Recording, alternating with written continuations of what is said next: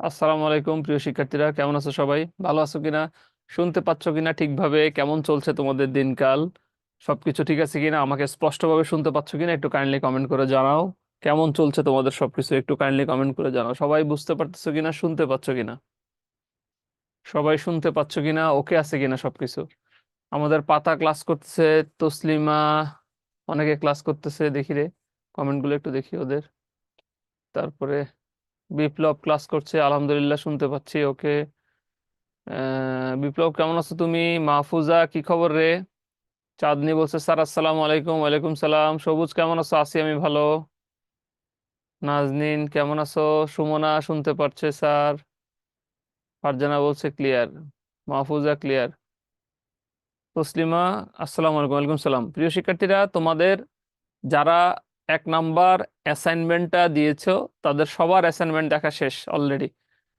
1 number অ্যাসাইনমেন্টটা আমি দেখে দিয়েছি সবার। 2 নাম্বার অ্যাসাইনমেন্টটা এখনো তোমরা করতে থাকো। আস্তে ধীরে আমি ডেট বললে তখন সাবমিট করব। আমি খুব শর্ট টাইমে ডেটটা ঘোষণা করে দিব যে কবে 2 নাম্বার অ্যাসাইনমেন্টের ডেটটা দিব। আমি কবে 2 নাম্বার অ্যাসাইনমেন্টটা তোমরা সাবমিট করবা সেটা আমি তোমাদেরকে দিয়ে দিব। বাট এখন পর্যন্ত অ্যাসাইনমেন্ট 1, মজার ব্যাপার হলো 70%-এর মতো স্টুডেন্ট অ্যাসাইনমেন্ট 1 খুবই ভালোভাবে করেছো। লেখার স্টাইল, পড়ার স্টাইল খুবই ভালো হয়েছে। এবং আমার নিজে তোমাদেরকে এই অ্যাসাইনমেন্ট গুলো চেক করতে গিয়ে, যদি আমার সময় লেগেছে, আমি অনেক ধীরে ধীরে অ্যাসাইনমেন্ট চেক করেছি, বাট চেক করতে গিয়ে যেটা হয়েছে আমার কাছে খুব ভালো লাগছে যে দ্য ওয়ে অফ স্টাইল তোমরা যেভাবে লিখছো, আলহামদুলিল্লাহ ইউ আর অন ট্র্যাক। যাদেরকে ইমপ্রুভমেন্ট করতে বলেছি, গত ক্লাসেও এটা নিয়ে বলেছি, তারা ইমপ্রুভ করো। দিন দিন ইনশাল্লাহ একটা ভালো জায়গায় চলে যাবে। এটা গেল 1 নাম্বার। 2 নাম্বার বিষয় হচ্ছে আহ একটা বিষয় হলো অনেকে অনেক সহজ প্রশ্ন, সবগুলো প্রশ্ন ক্লাসে পড়ানো সম্ভব না, আমি তোমাদেরকে আগেই বলে দিয়েছি। তোমার 5 বছরের আহ, অর্থনীতির প্রস্তুতির উপরেই কিন্তু তোমার জবের পরীক্ষা হয়। সো এখন তুমি যদি বলো যে স্যার 5 বছরের অর্থনীতি আপনি আমাকে 14-15টা ক্লাসের মধ্যে দেখাই দেন, এটা আমার পক্ষে সম্ভব না। সো কিছু কিছু জিনিস তোমাদের নিজেদেরও পড়তে হবে। অনেকে অনেক সহজ প্রশ্ন আমার কাছে চাচ্ছ, এগুলো কিন্তু একটু খুঁজলে তুমি পাবা। এগুলো আছে, একটু খুঁজলে তোমরা সেগুলো পেয়ে যাবা। সো আমার রিকোয়েস্ট থাকবে যে এই সহজ জিনিসগুলো একটু তোমরা নিজেরা খুঁজে নাও। না পেলে আমি আছি, কিন্তু সবকিছু যদি আমাকেই দিতে বলো তাহলে এটা একটু খুব ডিফিকাল্ট। সো কিছু কিছু জিনিস আছে খুব সহজ প্রশ্ন, একটু খুঁজলে তো আমাদের পাওয়া যাবে, ওগুলো কইরো। 3 নম্বর বিষয় হচ্ছে অনেকে লেখা কাটতে গেলে আমি দেখছি যে প্রচুর পরিমাণে কাটাকাটি। তুমি একটু ফ্রেশ করে লেখো না। ফ্রেশ করে লিখলে খুবই ভালো পাওয়া যায়। আমরা যখন এনটিআরসির খাতাগুলো দেখি, তখন এনটিআরসির খাতাগুলো দেখার ক্ষেত্রে আমি দেখছি যে এনটিআরসির খাতা বা যারা চেক করে তাদের কাছেও আমি দেখেছি, সেটা হচ্ছে আমরা যখনই এনটিআরসি খাতা দেখতে যাই তখন খাতাগুলো বা যে কোনো খাতা, সেটা বিসিএস রিটার্নও হইতে পারে, এনটিআরসি রিটার্নও হইতে পারে, একটু ফ্রেশ থাকলে ভালো হয়। বা তোমরা অনেকে অনেক কাটাকাটি করো, একদম বাজেভাবে কাটাকাটি করো। এত কাটাকাটি করলে অবশ্য লেখা পড়তে খুব অসুবিধা হয়। ঠিক আছে, সো এটা এটা এই জায়গাটা একটু ইমপ্রুভ করতে হবে আমাদের মনে হয়। আর আমরা যেটা চেষ্টা করব, আমরা আগেও গত ক্লাসেও বলেছি, ভালো একটা পেন্সিল দিয়ে আমরা চিত্রগুলো আঁকার চেষ্টা করব যাতে চিত্রগুলো বুঝি। আর আমরা হচ্ছে নীল কালি দিয়ে হাইলাইট করবো। 1 নং প্রশ্ন উত্তর টান দিয়ে ভূমিকা, নীল কালি না থেকে যদি শুধু কালো কালিও ইউজ করো কোনো অসুবিধা নেই, তবে ওইখানে সবুজ আর হচ্ছে লাল কালি, এই দুটো ব্যবহার করা বন্ধ করে দাও। অনেকে আমাকে অ্যাসাইনমেন্ট পাঠায় বলতেছো স্যার লাল কালি ভাল লাগে, 2 জন আমাকে এরকম বলছো, সেজন্য আমি লাল কালি ইউজ করছি। It's very bad. তুমি আমাকে পাঠাচ্ছ, তুমি তো ধরে নাও তুমি তোমার, হয়তো আমাকে পাঠাচ্ছ কোনো ক্ষতি নেই, আমি তোমার টিচার, কিন্তু তুমি ওইভাবে পাঠাও, সুন্দর করে পাঠাও, সুন্দর করে দাও, ওইটা আমার কাছে মনে হয় আহ, ভালো হয় আর কি। আচ্ছা, আমাকে সুরমা বলছে স্যার আমার বেবি হয়েছে তাই আমি প্রথম অ্যাসাইনমেন্টটা দিতে পারি নাই, এখন দিলে কি দেখবেন স্যার? আচ্ছা ঠিক আছে Suma, first of all I want to, Sumana না ওর নাম কি নাম দেখি, হ্যাঁ সুরমা, সুরমা, কনগ্রেচুলেশনস আমাদের সবার পক্ষ থেকে তোমাকে, যে তুমি মা হয়েছো। তো কনগ্রেচুলেশনস আমাদের সবার পক্ষ থেকে, তোমার বাচ্চার সুস্থতা আমরা কামনা করি।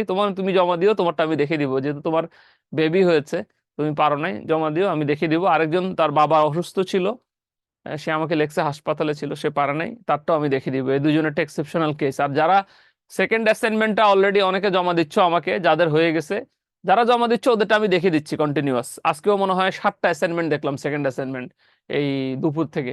তো যারা অলরেডি সেকেন্ড অ্যাসাইনমেন্টও জমা দিচ্ছ জমা দিয়ে দাও, বাট ফাইনাল কাট অফ ডেটটা আমি বলে দিব, যে আসলে কবে লাস্ট আমি সেকেন্ড অ্যাসাইনমেন্টটা জমা নিব সেটা আমি বলে দিব। সেটা আমি এখনো সময় দিচ্ছি, কারণ অনেকে একটু পড়ছো, দেখছো, খুঁজতেছো, একটু সুন্দর করে নোট করে করছো, এজন্য আমি সময় দিচ্ছি। বাট যারা জমা দিচ্ছে অলরেডি সেকেন্ড অ্যাসাইনমেন্ট, ওদেরটা কিন্তু আমি দেখে দিচ্ছি, ঠিক আছে?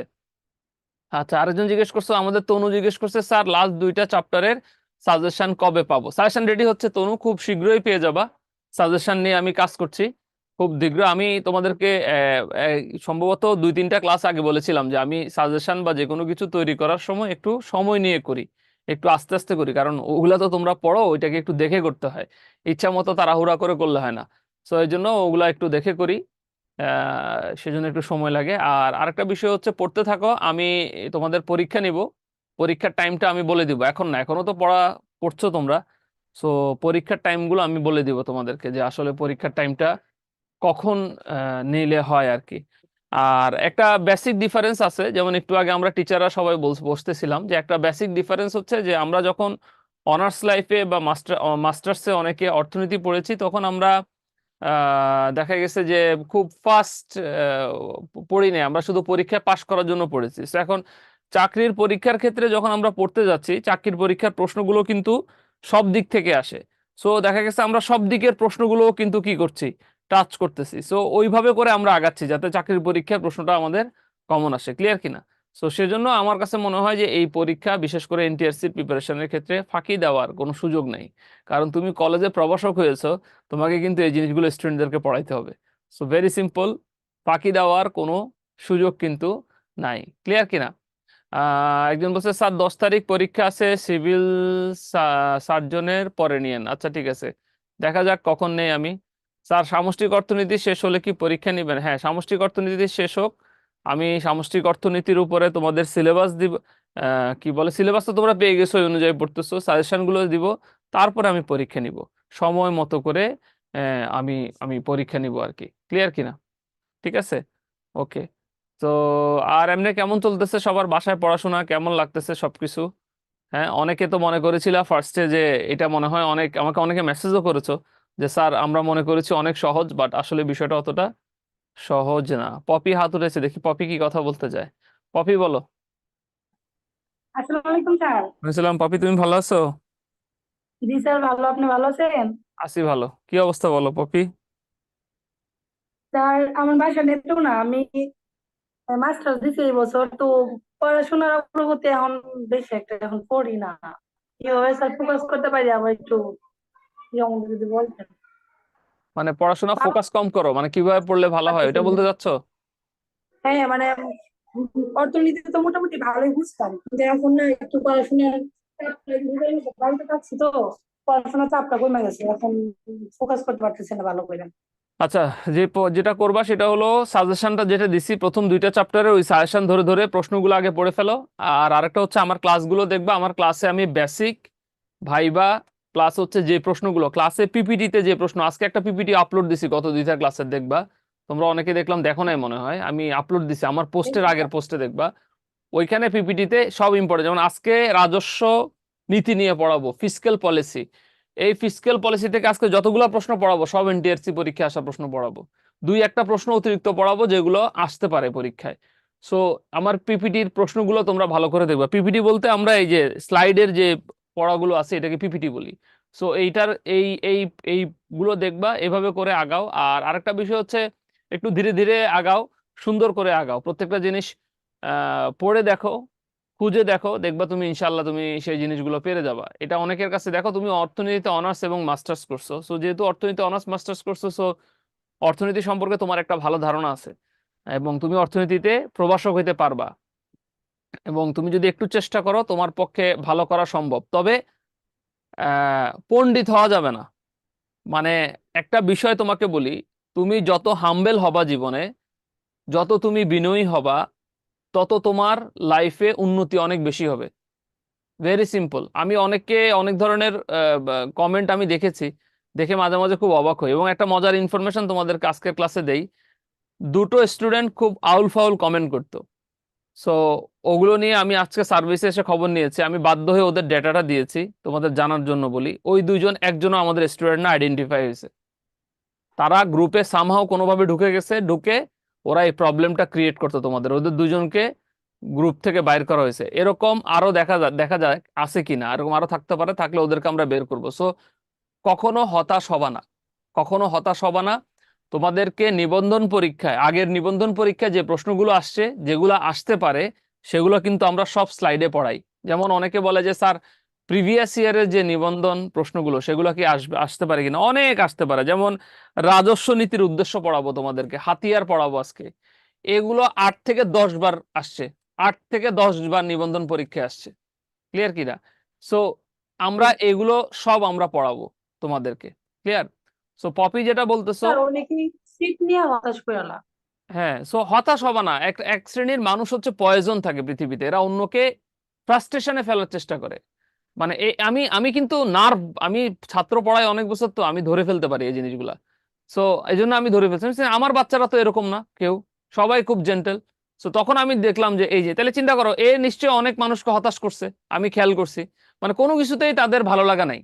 হ্যাঁ, সো এই যে বিষয়টা, আমি, তোমরা জানো কি না, আমি মোটামুটি অনেকগুলো জায়গায় অর্থনীতিতে কি পড়াচ্ছে তারা এবং আমার ছেলে মেয়েরা কি পাচ্ছে, সেটাও কিন্তু আমি দেখার চেষ্টা করি। তোমাদের চোখ কান খোলা আছে, অনলাইন যুগ, তোমরা সবাই জানো।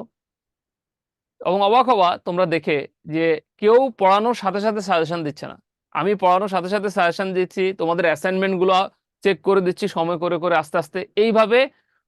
একেবারে না পারলে পপি যেটা করবে, একেবারে না পারলে বা পপির মতো যাদের প্রশ্ন, একবার আমি যেভাবে পড়াচ্ছি ওই ট্র্যাকটা তোমরা ফলো করো। আমি যা যা পড়াচ্ছি ওই ট্র্যাকটা ফলো করো। কিছু নোটও দিব কয়েকদিনের মধ্যে, 2-1 দিনের মধ্যে 2-1টা নোট যেটা তোমরা আমার কাছে চাইছো, এগুলো আমি দিব।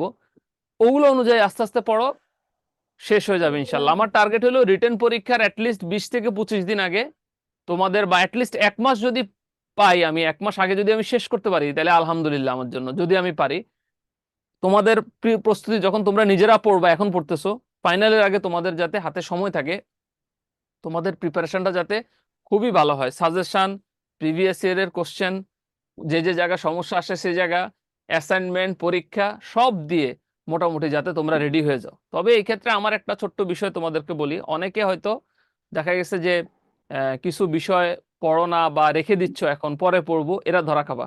এদের জন্য শেষে গিয়ে ওইটা কাভার করাটা খুব কঠিন হবে। এরা একটু ধরা খাবা। আমি জানি চাকরি, ব্যস্ততা, সংসার সবই থাকবে, বাট এগুলো নিয়ে আগাইতে হবে। পপি ক্লিয়ার কিনা, বুঝতে পারছো? জি স্যার, ক্লিয়ার হয়েছে। পারবা। স্যার মনের মধ্যে সাহস স্যার রাখবা পপি, আরো কেমন? সব সময় মনে সাহস রাখবা, মনকে কখনো হতাশ হবা না, ঠিক আছে? জি স্যার। ঠিক আছে, থ্যাংক ইউ। তারপরে আমাদের আয়েশা কি বলে দেখি। আয়েশা। স্যার আসসালামু আলাইকুম। ওয়ালাইকুম, বলো। স্যার আমি যেটা বলতে চাচ্ছিলাম হচ্ছে আঞ্জুমান আসতে পারে, প্রশ্ন রিপিট হয়, হ্যাঁ বলো। প্রথম অধ্যায়ে যে সাজেশন গুলো আপনি দিছিলেন, যে হ্যাঁ, লিঙ্কটা আমি কমেন্টও করছিলাম, মানে ওই লিঙ্কে ঢুকে আমার মানে কোনো কিছুই আসতেছে না, শুধু ফাঁকা পেজ একটা আসতেছে, আমি ওই সাজেশন গুলো পাইনি। পরবর্তীতে আরেকটা ওইরকম দিছিলেন, ওইটারও আমি কিছু পাইনি, মানে আমার তার মানে ফোনের তোমার সমস্যা। মোবাইলে, তোমার মোবাইলে প্লে স্টোরে গিয়ে অ্যাক্রোবেট রিডার বলে এটাকে, ওইখানে দেখবা নাম দেওয়া আছে অ্যাক্রোবেট রিডার, ওইটাকে ডাউনলোড করবা। প্লে স্টোরে গিয়ে অ্যাপসটা ডাউনলোড করে, পিডিএফ তোমার মোবাইলে ইনস্টল হচ্ছে না, পিডিএফ তুমি পড়তে পারো না, পিডিএফ রিডার ইনস্টল করবা, করলে প্লে স্টোরে গিয়ে ইনস্টল করলে তুমি ওগুলা পড়তে পারবা। বুঝতে পারছো? তোমার মোবাইলে অথবা জি স্যার। সেটিংসে গিয়ে ঠিক করবা পিডিএফ রিডার, আমরা তো পিডিএফ দিয়ে করি, সেই পিডিএফটা ঠিক করে করো, ঠিক আছে? স্যার পিডিএফ রিডার একটা ডাউনলোড করছি, ওইখানে থাকে, কিন্তু এইখানে ঢুকে মানে কোনো পেজ আসতেছে না, বাকিগুলো তো ডাউনলোড হচ্ছে এখানে, দেখো যে তাইলে অ্যাপসটা তোমার আমি মোবাইলের ইনস্টল অসুবিধা, করব। সবাই তো করতে পারতেছে, ওটা তো আমার অন্য কোনো ওয়ে নাই দেওয়ার এটা ছাড়া। বুঝতে পারছো? জি স্যার। ঠিক আছে, থ্যাংক ইউ। স্যার অ্যাপস, হ্যাঁ আয়েশা, কি বলতে চাচ্ছিলা ভাইয়া? স্যার অ্যাপসটার নাম কি যেন বললেন, যদি আরেকবার বলতেন, ওইটা চেষ্টা করে দেখি একটু। ওখানে গিয়ে দেখো অ্যাক্রোবেট রিডার লেখা আছে, বা প্লে স্টোরে গিয়ে পিডিএফ রিডার দিয়ে বা করে পড়ে ফেলো, পিডিএফ রিডার ডাউনলোড করে প্লে স্টোর থেকে, বা তোমার মোবাইলে দেখো যে আপডেট ভার্সন, সেটিংসে গিয়ে কোনো কিছু তোমার মোবাইলে করা আছে কিনা যেটা তোমার অনুমতি দেওয়া নাই, ওগুলো দেখো, দেখলে তারপর পারবা। আচ্ছা। Thank you. আর এই আনারুল একটা পোস্ট দিয়েছে, আনারুল স্যার, আনারুল একটা পোস্ট দিয়েছে, আনারুলের পোস্টটা দেখো, এখানে কিভাবে পিডিএফ থেকে পড়বো ওইটা দেওয়া আছে গ্রুপে। তোমরা নিচের পোস্টগুলো দেখো না কেন? নিচের পোস্টগুলো দেখলে, একটু গ্রুপে গিয়ে নিচের পোস্টগুলো দেখলে পারবা সবাই। তারপর রওশন কি বলে দেখি। রওশন। রওশন, ওকে, ঠিক আছে, আমি পরে কবে সবার সাথে কথা বলবো। আমি এখন পড়া শুরু করি, 1 ঘন্টা পরে সবার সাথে কথা বলবো। আবার আগে পড়াই নেই 1 ঘন্টা, তারপরে, কারণ আবার এখন নামাজের ব্যাপারও আছে। সো আগে পড়াই নেই, চলো। সো আমরা আজকে যেটা নিয়ে আলোচনা করব, একটা মজার বিষয় বলি। আজকে আমাদের কষ্ট কম হবে, একটু খাতা কলম লাগবে আজকে আমাদের সবার। সবাই একটু খাতা কলম নিয়ে বসি।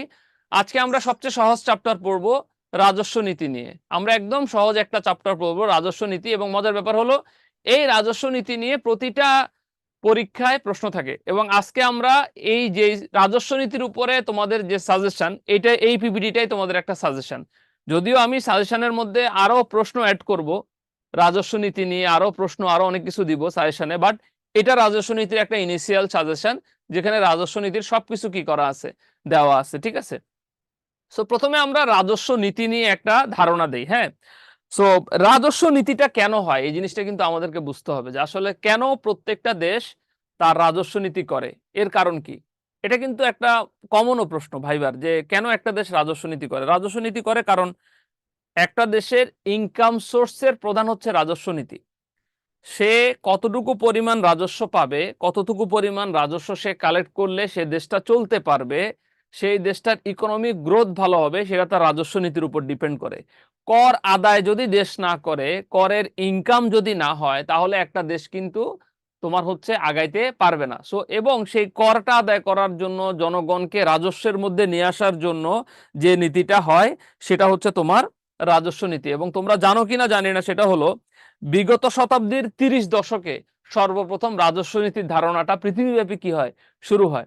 এবং এই যে রাজস্ব নীতিটা আমরা বলতেছি, এই রাজস্ব নীতিটা তোমার হচ্ছে অনেক ধরনের হয়। যেমন আমরা বলতে পারি নিরপেক্ষ রাজস্ব নীতি হয়, নিরপেক্ষ রাজস্ব নীতি হয়, নিরপেক্ষ রাজস্ব নীতি হয়,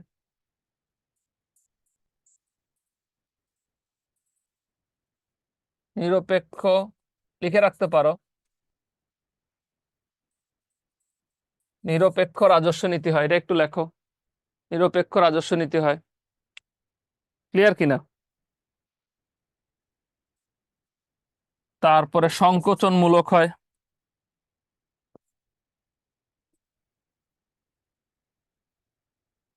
সংকোচনমূলক হয়,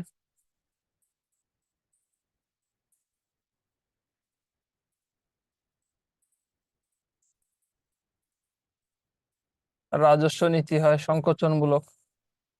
তারপরে হয় সম্প্রসারণমূলক হয়, সম্প্রসারণমূলক হয়।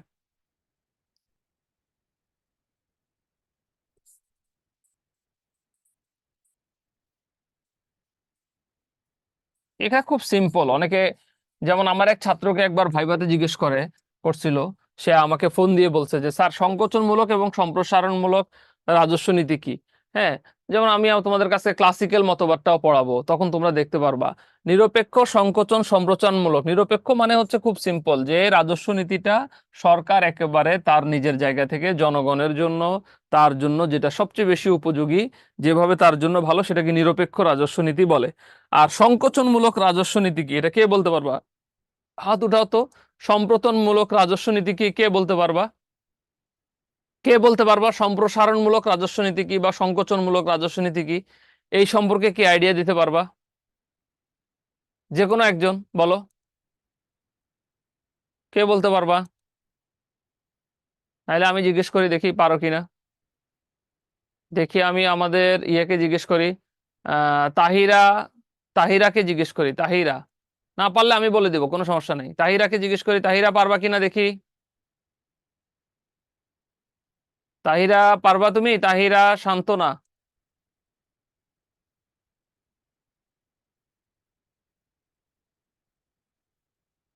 ভাই না পারলে কথা বলো, তোমরা ভিডিও অফ করে রাখো কেন? নাহলে আমি সব স্যারের মতো করি, ভিডিওটা অন করে রেখে দিতে বলি ক্লাস করতে।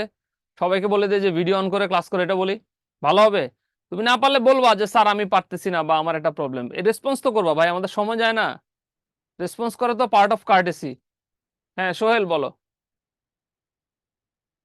সোহেল, সোহেল বলো। আসসালামু আলাইকুম ওয়ালাইকুম সালাম। স্যার। সংকোচনমূলক রাজস্ব নীতি স্যার, যেখানে সরকারের আয় বেশি ব্যয় কম। এক্সিলেন্ট, যেখানে সরকারের আয় বেশি ব্যয় কম। তাকে কি বলে? সংকোচনমূলক রাজস্ব নীতি বলে স্যার। মাশাল্লাহ মাশাল্লাহ, ভেরি গুড। তারপরে আর হচ্ছে সম্প্রসারণমূলকটা কি হবে তাইলে? স্যার সম্প্রসারণ হবে স্যার আয় কম ব্যয় বেশি। আয় কম ব্যয় বেশি, ঠিক তার উল্টাটা, আয় কম হবে ব্যয় বেশি হবে। এখন আমার প্রশ্ন, thank you so much, very good, very good. আয় কম ব্যয় বেশি। এখন আমাকে তোমরা বলো আমাদেরটা কোনটা? তিনটার মধ্যে আমাদেরটা কোনটা? নিরপেক্ষ রাজস্ব, সংকোচন না সম্প্রসারণমূলক? আমাদেরটা কোনটা হয়? স্যার আমাদের সম্প্রসারণমূলক। ইয়েস, আমাদেরটা হলো সম্প্রসারণমূলক। ক্লিয়ার কিনা? জি স্যার। ঠিক আছে, মাশাআল্লাহ, ভেরি গুড। আমরা তোমার জন্য একটা হাততালি দেই। ভেরি গুড, এটা তোমরা পারছো, ভেরি গুড। ক্লিয়ার? যারা আমাকে মেসেজ পাঠাইছিলা যে কয়জন, যে স্যার এত সহজ জিনিস পড়ায়েন না, হ্যাঁ, কি এখন পারছেন? অনেক সময় মানুষ অনেক দিন পড়ার সাথে না থাকার কারণে ভুলে যায়, এটা স্বাভাবিক। সেজন্য আমাদেরকে এই জিনিসগুলো আলোচনা করতে হয়। আমরা যদি এই জিনিসগুলো আলোচনা না করি আমরা তো পারবো না রে বাবা। অনেক সময় সহজ জিনিস মানুষ ভুলে যায়। এই যে এখন যেটা আমরা, আমাদেরকে যেটা সংকোচন এবং সম্প্রসারণের মধ্যে আমরা বুঝে ফেললাম, আয় বেশি ব্যয় কম, সংকোচনমূলক রাজস্ব নীতি। আয় কম ব্যয় বেশি, এটা হলো সম্প্রসারণমূলক। ঠিক আছে, রাজস্ব নীতির ধারণা দিলে ভালো হইতো। রাজস্ব নীতি নিয়ে আমি ক্লাসের শুরুতে বলছি, তুমি কি পরে জয়েন করছো? রাজস্ব নীতির ধারণা, রোজিনা আক্তার, অলরেডি রাজস্ব নীতি কি জিনিস সেটা ক্লাসের শুরুতে বলছি। রাজস্ব নীতি কি তুমি ইয়াতে দেখবা, এটাকে কি বলে, ভিডিওটা দেখে নিবা, ওখানে রাজস্ব নীতি নিয়ে ধারণা দিচ্ছি। এখনো রাজস্ব নীতির সংজ্ঞা লেখানো বাকি। প্রতিটা ক্লাসে 2টা করে সংজ্ঞা লেখায় না? এবার সংজ্ঞা লেখো, রাজস্ব নীতির সংজ্ঞা লিখো। প্রথমে লেখো, অধ্যাপক হিক্সের মতে, আল্লাহ, অধ্যাপক হিক্সের মতে, অধ্যাপক হিক্সের মতে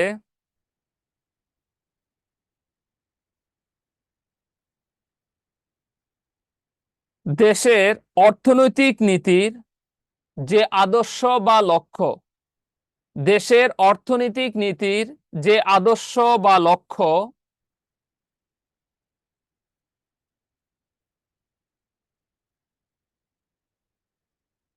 নেওয়া হয়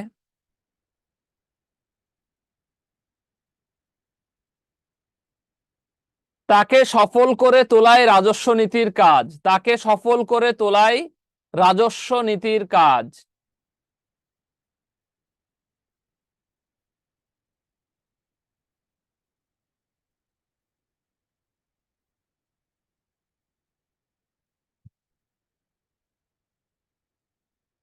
লেখো, প্রখ্যাত অর্থনীতিবিদ, প্রখ্যাত অর্থনীতিবিদ আর্থার আর্থার স্মিথসের মতে, আর্থার স্মিথ, সবাই নাম শুনছো আর্থার স্মিথের, প্রখ্যাত একজন অর্থনীতিবিদ। আর্থার স্মিথের মতে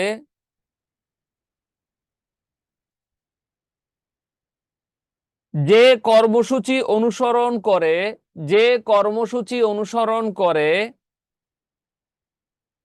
যে কর্মসূচি অনুসরণ করে রাষ্ট্র তার আয় ও ব্যয় ব্যবস্থার মাধ্যমে, রাষ্ট্র তার আয় ও ব্যয় ব্যবস্থার মাধ্যমে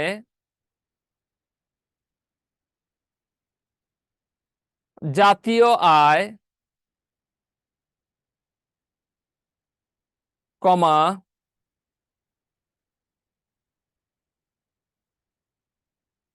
উৎপাদন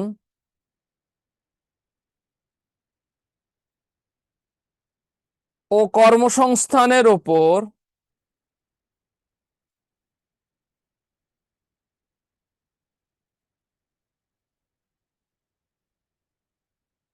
অবাঞ্ছিত প্রভাব,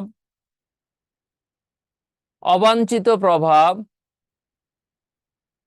এড়িয়ে চলার বা আকাঙ্ক্ষিত প্রভাব, বা আকাঙ্ক্ষিত প্রভাব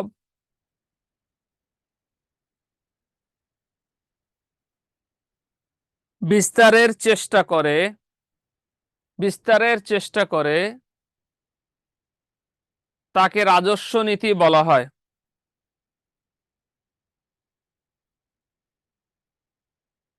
one of the most important প্রশ্ন এটা। রাজস্ব নীতির উদ্দেশ্য সমূহ আলোচনা করবো। এ পর্যন্ত 5 বার আসছে এনটিআরসি পরীক্ষা এটা। রাজস্ব নীতির উদ্দেশ্য সমূহ আলোচনা করো।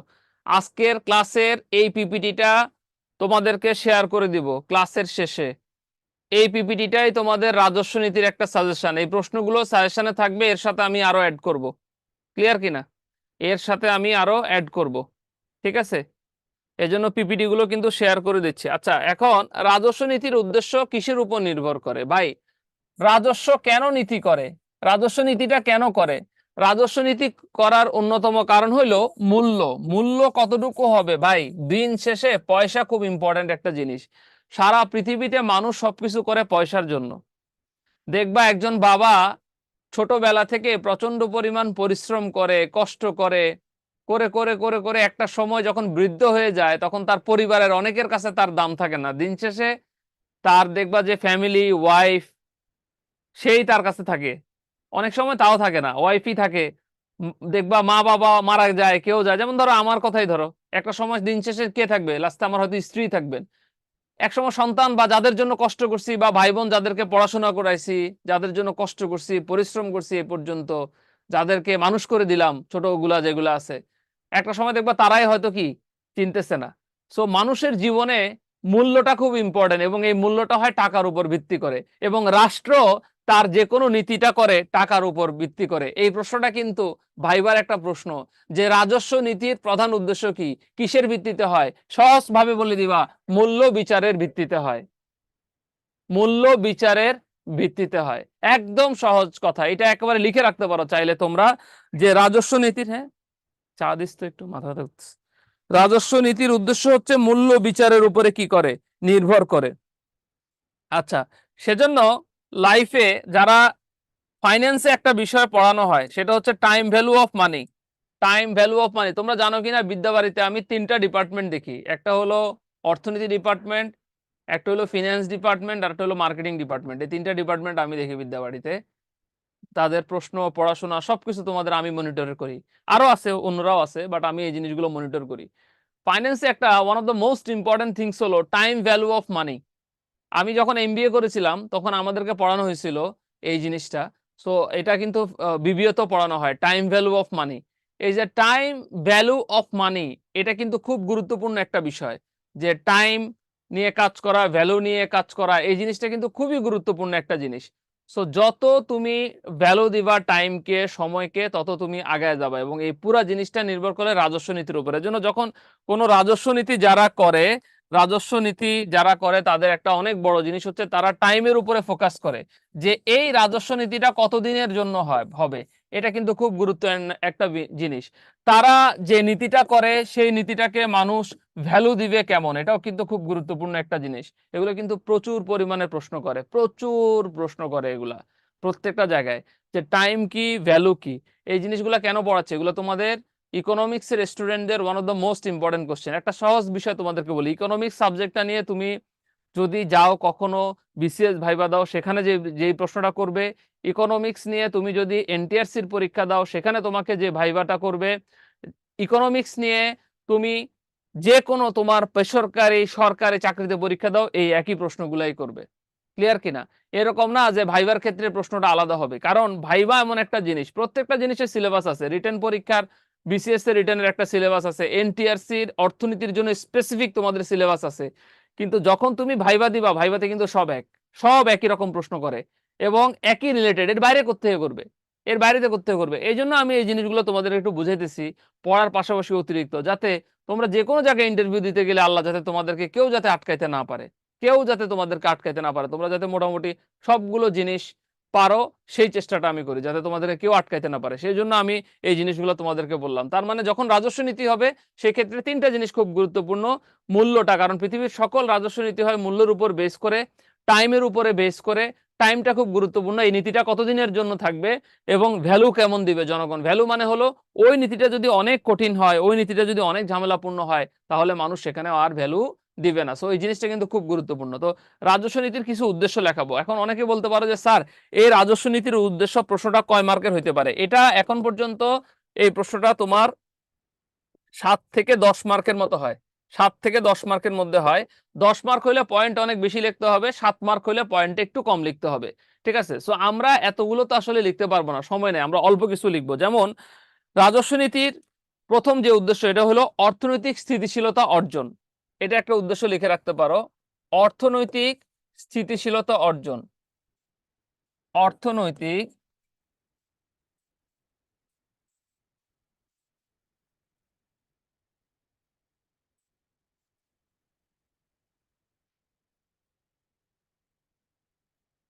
স্থিতিশীলতা অর্জন। আমি আমার এন্টার লাইফে ইকোনমিক্সে তোমাদের দোয়ায় একটা মাত্র সাবজেক্ট যেটাতে আমি জীবনে কখনো 80+ নিচে পাইনি, এবং ইকোনমিক্স আমার অদ্ভুত রকমের ভালো লাগা কাজ করে। ইকোনমিক্স পড়াইতে আমার অনেক ভালো লাগা কাজ করে। আমি রেগুলার ইকোনমিক্স নিয়ে পড়ালেখা করি, ব্যাংকের ইকোনমিক্সের ক্লাসগুলো আমি নেই। ইকোনমিক্স আমার অসম্ভব প্রিয় একটা সাবজেক্ট, অসম্ভব প্রিয় একটা সাবজেক্ট, এবং আমার খুব ভালো লাগে ইকোনমিক্স নিয়ে পড়াশোনা করতে।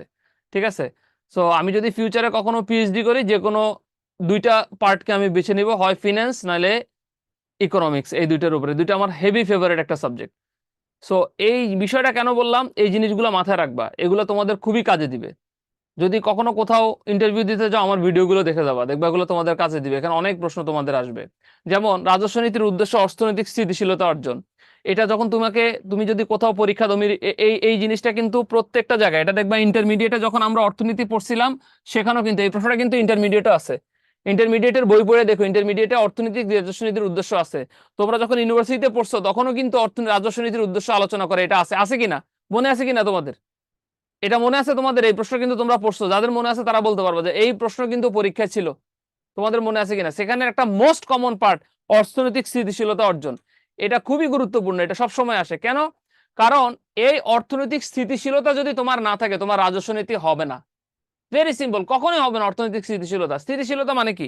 রাজস্ব নীতি সরকার কেন করে? যে তোমার ইকোনমিক অবস্থা যাতে খারাপ না হয়, ভেঙে না যায়, অবস্থা যাতে খারাপ না হয়, সেজন্য কিন্তু রাজস্ব নীতিটা করে। সো সেজন্য সবসময় একটা স্থিতিশীল অবস্থা তারা বজায় রাখার চেষ্টা করে। ক্লিয়ার কিনা? দেখো, আমাদের দেশে যেই পরিমাণ রাস্তাঘাট তৈরি হইতেছে, আজকে আমি সকালবেলা খুব গুরুত্বপূর্ণ একটা কাজে আমার অফিসে যাওয়া লাগছে। কালকে রাত্রে 11টা একটা ঘটনা ঘটছে, এই জন্য সকালে খুব ভোরে গেছি। আসার সময় সিএনজিতে আসতেছিলাম, তো তখন আমাকে আমার বলতেছে, ওই যে সিনজিয়ালা বলতেছে, বলে স্যার একটা জিনিস খেয়াল করছেন, এই যে রাস্তাটা, একটা রাস্তা সে আমাকে দেখালো, এই রাস্তাটা করার পর থেকে স্যার আমি খুব একটা গাড়ি দেখি না। নতুন একটা কানেক্টিং রোড, সে এখান দিয়ে সে খুব একটা গাড়ি দেখে না তেজগাঁওর ওইদিকে। বলে যে স্যার খুব একটা দেখি না, কিন্তু স্যার দেখেন দেশে কত খরচ হইতেছে। তখন আমার কাছে খুব আশ্চর্য লাগলো যে একটা সাধারণ সিএনজিওয়ালা, সেও কিন্তু চিন্তা করে যে দেশের খরচ কত বেশি হচ্ছে। তার মানে কি, তোমার এই যে রাজস্বটা, এই যে তুমি যে খরচটা করলা, তার চোখে মনে হইতেছে এখানে গাড়ি কম চলতেছে, এখানে বেনিফিটটা কি করে, এটা তার চোখে আসছে। কারণ সে দেশের ইকোনমিক সলভেন্সির কথা চিন্তা করে। সো এই অর্থনৈতিক স্থিতিশীলতা, এটা কিন্তু খুব গুরুত্বপূর্ণ। কারণ সরকার কখনো, পৃথিবীর কোন দেশের সরকার চায় না অর্থনৈতিকভাবে সে ভেঙে পড়ুক। তোমাদের যারা তোমরা আয় করো, মেয়েরা যারা আয় করো, তোমরা যারা আয়ের সাথে থাকো, তারা সব সময় মনে রাখতে পারো। আচ্ছা, একজন প্রশ্ন করছে সিরাজ, যে স্যার অর্থনৈতিক স্থিতিশীলতার মূল্য স্তরের স্থিতিশীলতা কি এক? না, এক না, এটা আমি আসতেছি তোমাদেরকে। সো তারা চিন্তা করতে পারো যে আমি ফ্যামিলিতে খুব ভালো একটা কন্ট্রিবিউশন চাই, আমি চাই আমার ফ্যামিলিটা খুব ভালো থাকুক। তোমার হাজবেন্ডকে যেমন আমাকে যদি জিজ্ঞেস করে, আমি আমার ফ্যামিলির একজন অন্যতম আর্নিং মেম্বার, আমাকে যদি জিজ্ঞেস করে যে আপনি কিভাবে কি করতে চান জীবনে, আমি সবার আগে বলবো যে আমার বাচ্চা, আমার ওয়াইফ, আমার মা বাবা, এরা যাতে ভালো থাকে, বা আমার ভাই বোন যেগুলো বিয়ে শাদী দিয়ে দিচ্ছি, ওরা যাতে সবসময় ভালো থাকে, আমি যাতে ওদেরকে সাপোর্ট দিতে পারি। এই জিনিসটা কিন্তু প্রত্যেকটা মানুষের মাথায় থাকে, কারণ সে অর্থনৈতিকভাবে স্টেবল কন্ডিশন চায়। রাষ্ট্র এই জিনিসটা চায়। রাষ্ট্র এই জিনিসটা চায় কেন জানো? রাষ্ট্র সবসময় বলে যে তার জনগণের কন্ডিশন যাতে স্টেবল থাকে, স্থিতিশীল থাকে, সেটা রাষ্ট্র চায়। সেজন্য কিন্তু রাষ্ট্র ইকোনমিক বাজেট করার ক্ষেত্রে, রাজস্ব নীতি করার ক্ষেত্রে সরকার সবসময় চিন্তা করে। সো আজকের পর থেকে আমরা কেউ ভুলবো না, রাজস্ব নীতির অন্যতম উদ্দেশ্য হচ্ছে রাজনৈতিক স্থিতিশীলতা অর্জন। তোমরা অনেকে বলতে পারো যে স্যার আপনি অনেকগুলো এক্সাম্পল দেন, এই এক্সাম্পল গুলোর জন্য ফ্যামিলি কেন টেনে আনেন, এই এক্সাম্পল গুলো কেন দেন? আমি একটা বই পড়েছি, প্রজেক্ট ম্যানেজমেন্ট প্রফেশনাল। তোমরা যারা প্রজেক্ট ম্যানেজমেন্টে, আমার এখানে 80 জনের মধ্যে কেউ কাজ করলে তারা দেখবা পিএমপি একটা আছে, ওই কোর্সটা আমার করা আছে, আমার সামনে পরীক্ষা আছে ওইটার। সো এটা একটা ইন্টারন্যাশনাল ডিগ্রি আমি নিব, আল্লাহ যদি কবুল করে। আমার জন্য তোমরা দোয়া করো। সেখানে আমি পড়তে গিয়ে আমি দেখছি, সেখানে প্রজেক্ট ম্যানেজমেন্টের মধ্যে বলা আছে যে আপনি যে কোনো এক্সাম্পল আপনার এমপ্লয়িকে, আপনার স্টুডেন্টদেরকে, বা আপনি যদি কাউকে দিতে চান, আপনি যদি লাইফ থেকে সেই এক্সাম্পলটা দেন, তাহলে সেই স্টুডেন্টের শেখার পরিমাণটা বেশি হবে। সো এই জন্য আমি কি করি, আমার প্রত্যেকটা ক্লাসে প্রচুর এক্সাম্পল দিতে চেষ্টা করি, যেটা গতানুগতিক সমাজ বা এই কাছের জায়গা থেকে, যেটা দিয়ে একজন মানুষের শেখার পরিমাণটা কি হয়, বেশি হয়। ক্লিয়ার কিনা? সো এই জিনিসটা একটু সবাইকে একটু মাথায় রাখতে হবে যে আমরা যাই পড়ি না কেন সেটার সাথে আমরা রিলেট করব। যে কি, যেমন অর্থনীতির বই পড়ে তোমরা অনেকে আমাকে, এই তোমাদের ব্যাচের অনেকে লিখছো যে স্যার বইতে যেটা পড়ি বাস্তবে পড়তে গেলে সেটা মিলাইতে পারি না। গত ক্লাসে একজন প্রশ্ন করেছিল, আমার ওর নামটা সম্ভবত সিরাজুল মনে হয়, বা ওর নামটা আমি ভুলে গেছি, কে যেন আমাকে প্রশ্ন করেছিল, সেখানে বলছিল যে স্যার আমি অনেক পড়তেছি, আমি এটা বুঝতেছি না স্যার। তো আমি খুব সিম্পল ওই যে স্যালারি দিয়ে একটা এক্সাম্পল দিয়েছিলাম, ও বললো যে স্যার আমি বুঝতে পারছি। সো ভেরি সিম্পল, তুমি এক্সাম্পল গুলো চিন্তা করবে যে আসলে ঘটনাগুলো কি ঘটে। কারণ তুমি যতই মুখস্থ করো, তুমি কিন্তু এই জিনিসগুলা কখনোই মনে রাখতে পারবা না। ঠিক আছে? আচ্ছা, এখন আসো আমরা মূল্য স্তরের স্থিতিশীলতা নিয়ে বলি, যে অর্থনৈতিক স্থিতিশীলতা অর্জন আর মূল্য স্তরের স্থিতিশীলতা বজায় রাখা যায় কিনা, এটা নিয়ে অনেকে প্রশ্ন করছে। যেমন পপি আমাকে এখানে লিখছে, অর্থনৈতিক স্থিতিশীলতার একটা অংশ হলো মূল্য স্তরের স্থিতিশীলতা। রাইট। তুমি অর্থনৈতিকভাবে যদি ডেভেলপ করতে থাকো, তাহলে তোমাকে মূল্য স্তর স্থিতিশীল রাখতে হবে। মূল্য স্তর দুইটাই রাজস্ব নীতির অংশ, কিন্তু জিনিসটা আলাদা, জিনিসটা আলাদা। যেমন থ্যাংক ইউ রে, মূল্য স্তর স্থিতিশীল রাখতে হবে। মূল্য স্তর কেন আমাদেরকে স্থিতিশীল রাখতে হবে? আচ্ছা দেখো তো, যদি বাজারে রডের দাম বেড়ে যায়, যদি বাজারে রডের দাম বেড়ে যায়, যদি বাজারে তোমার সিমেন্টের দাম বেড়ে যায়, বাড়ি বানানোর ক্ষেত্রে মানুষের অবস্থা হবে খারাপ, হবে নাকি হবে না? ক্লিয়ার কিনা? আমার এক চাচাতো ভাই আমাদের গ্রামে, উনি বাড়ি বানাইছিলেন, তো ওনার বাজেট ছিল 80 লাখ টাকা। আমার আপন চাচাতো ভাই, 80 লাখ টাকা তার বাজেট ছিল। পরে সেই বাজেট 2 বছর পরে সে এটা ওইটা বাড়াইছে, জিনিসপত্র বাড়াইয়া, সে আমি যখন শেষ করছি, আমি বলছি তুমি কত দিয়ে শেষ করছো? সে বলছে 1,20,00,000 টাকা দিয়ে সে শেষ করছে। সে আমাকে ইয়েটাও দেখাইছে, কয় দেখ 1 কোটি, আমার বড় সে বয়সে অনেক, সে বললো দেখ 1,20,00,000 টাকা লাগছে। তার মানে মূল্য স্তর পরিবর্তন হয়েছে। প্রত্যেকটা জিনিস, সে যে রড একতলা ঢালাই করার সময় যে রড কিনছে, তোমরা তো জানো গ্রামে অনেক সময় চুরি টুরি হয়, অনেক কিছু মানে খোলা উঠে না, না রেখে মানুষ সবসময় সেফ ভাবে রাখা যায় না। তো তখন দেখা গেছে যে তোমার এটাকে একটু পর পর কিনতে হয়, বা সিমেন্টের বস্তা পরে কিনে, অনেক সময় চুরি টুরি হয়, এটা তো তোমরা জানো। যেহেতু যারা কন্টিনিউয়াস গ্রামে থাকে না, তাদের জন্য এটা সেফ রাখাটা একটু টাফ হয়ে যায় অনেক ক্ষেত্রে। সো সেই ক্ষেত্রে এই জিনিসগুলো যখন হয়, তখন আমি বললো যে দেখ এই ঘটনাটা কেন হয়েছে, তখন আমার কাছে মনে হয়েছে যে আরে এটা তো মূল্যস্তরের স্থিতিশীলতা। পুরা রাষ্ট্র, পুরা পৃথিবী চেষ্টা করে যে মূল্যস্তর ঠিক রাখার জন্য। বর্তমানে কি মূল্যস্তর স্থিতিশীল না অস্থিতিশীল? এটা আমি তোমাদের কাছে একটা প্রশ্ন করলাম। বর্তমানে বাজারে মূল্যস্তর স্থিতিশীল না অস্থিতিশীল? হ্যাঁ বা না বলো, বলো কোনটা? স্থিতিশীল হইলে হ্যাঁ, আর না হইলে না। দেখি কি বলো, দেখি। আঞ্জুমান না বলতেছে, শায়লা বলতেছে হ্যাঁ। না, স্থিতিশীল না। কেমনে স্থিতিশীল? বর্তমানে মূল্যস্তর স্থিতিশীল আছে? তো মূল্যস্তর যদি স্থিতিশীল না থাকে, তাহলে কি আমাদের রাজস্ব নীতি ওকে না? ওকে না। রাজস্ব নীতির প্রথম বিষয় হচ্ছে মূল্যস্তর ঠিক থাকবে, 1 নাম্বার বিষয়। বাজারে জিনিসপত্রের দাম হ্যাঁ বাড়বে, অবশ্যই বাড়বে, 100 টাকা থেকে 101 টাকা হবে। আমাদের দেশে কি হয়, আজকে 100 টাকা, কালকে 120 টাকা। জিনিসপত্রের দাম সব কি হয়ে যায়, বেড়ে যায়। ক্লিয়ার কিনা? সো স্থিতিশীল না। তারপরে 3 নাম্বার বিষয় পয়েন্টটা তোমরা লিখতে পারো, আয় ও সম্পদের পুনর্বন্টন। আয় ও সম্পদের পুনর্বন্টন, এই জিনিসটা একটু কেন ব্যাখ্যা করতেছি, এই প্রশ্নটা বহুবার পরীক্ষা আসছে, বহুবার। এনটিআরসির মোস্ট কমন প্রশ্ন এটা। আর হাতিয়ার আছে আরেকটা, ওটাও পড়াবো, মোস্ট কমন প্রশ্ন। দ্যাটস ওয়াই এটা একটু বেশি ব্যাখ্যা করতেছি। ঠিক আছে, এবার লেখো আয় ও সম্পদের পুনর্বন্টন। আয় ও সম্পদের পুনর্বন্টন।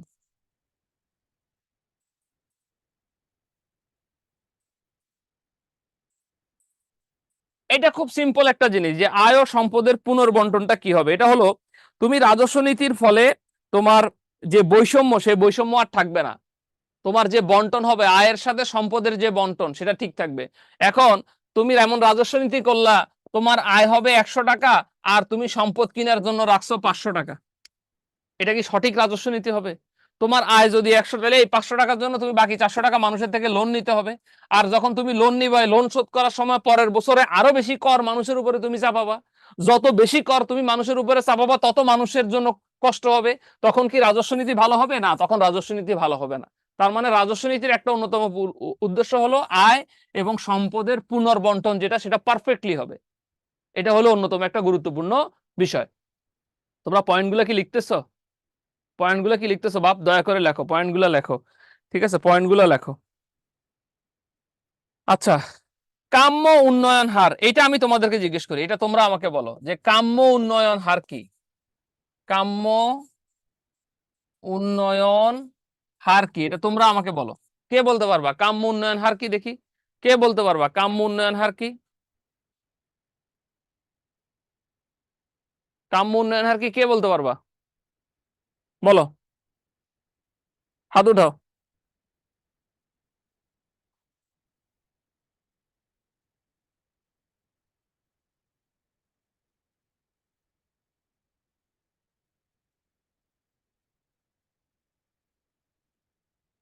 দেখি আমাদের মোহাম্মদ সিরাজুল ইসলাম, সিরাজুল কি বলে দেখি, কাম্য উন্নয়ন হার কি? সিরাজুল বলো। আসসালামু আলাইকুম ওয়ালাইকুম রহমতুল্লাহ। সালাম, হ্যাঁ বলো। স্যার, একটা দেশ যে উন্নয়নটা প্রত্যাশা করে, হ্যাঁ, প্রত্যাশিত উন্নয়নটা বজায় রাখার জন্যই রাজস্ব নীতির প্রয়োজন। হ্যাঁ। সো এই জন্য কাম্য উন্নয়ন হারকে কি বলে জানো? উন্নয়নের সমতা বলে। লিখে রাখো, কাম্য উন্নয়ন হারকে অন্যতম সমতা বলে। আরেকজন হাত উঠেছিল, ইলা, ইলা হাত উঠেছে, ইলাকে তো দেখতেছি না আবার। আরেকজন হাত উঠেছিল না, কই? আচ্ছা, হ্যাঁ ইলা বলো, তোমার মতে কি বলো? আসসালামু আলাইকুম স্যার। ওয়ালাইকুম সালাম, হ্যাঁ ইলা, ভালো আছো বোন? হ্যাঁ স্যার, আপনি ভালো বলো। আছেন? আছি মোটামুটি, বলো তো। স্যার, কাম্য উন্নয়ন বলতে আমরা যে উন্নয়নটা চাচ্ছি, একটা দেশের জন্য যে উন্নয়নটা দরকার সেটাই হচ্ছে তার কাম্য উন্নয়ন।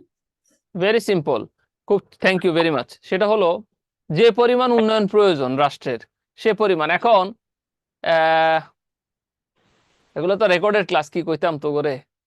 শোনো, আমাদের দেশে কিছু কিছু প্রকল্প আমি দেখি, আজকে একটা প্রকল্প দেখছি, সেই শোন, এটা মজার ঘটনা বলবি।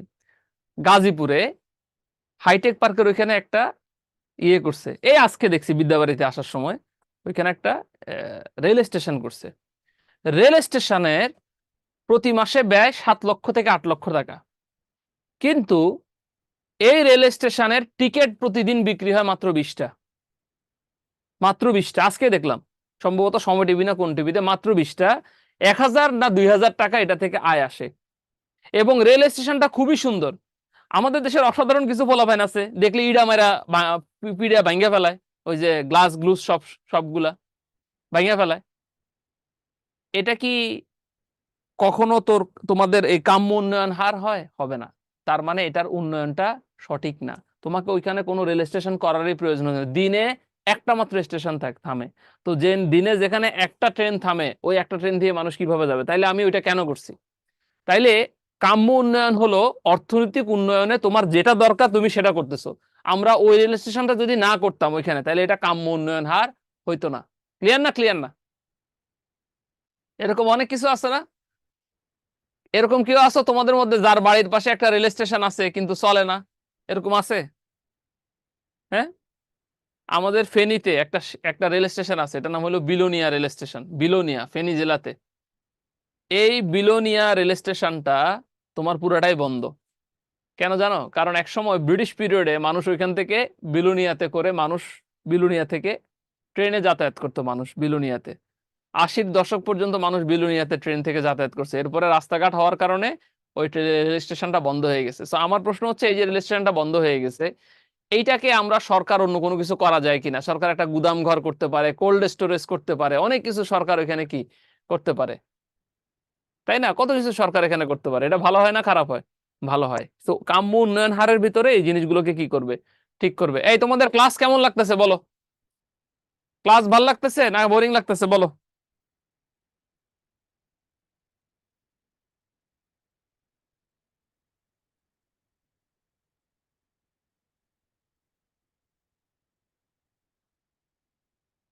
ভালো লাগছে স্যার, থ্যাংক ইউ।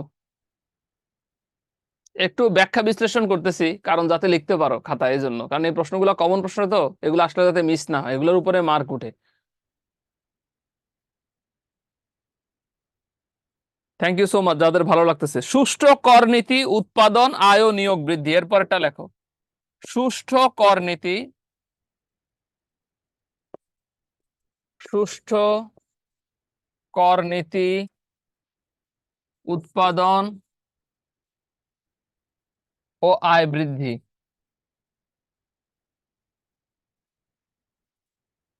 সুষ্ঠু কর নীতি উৎপাদন আয় বৃদ্ধি, সহজ কথা।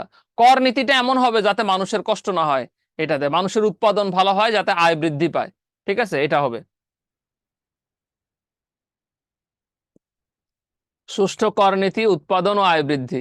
ক্লিয়ার কিনা?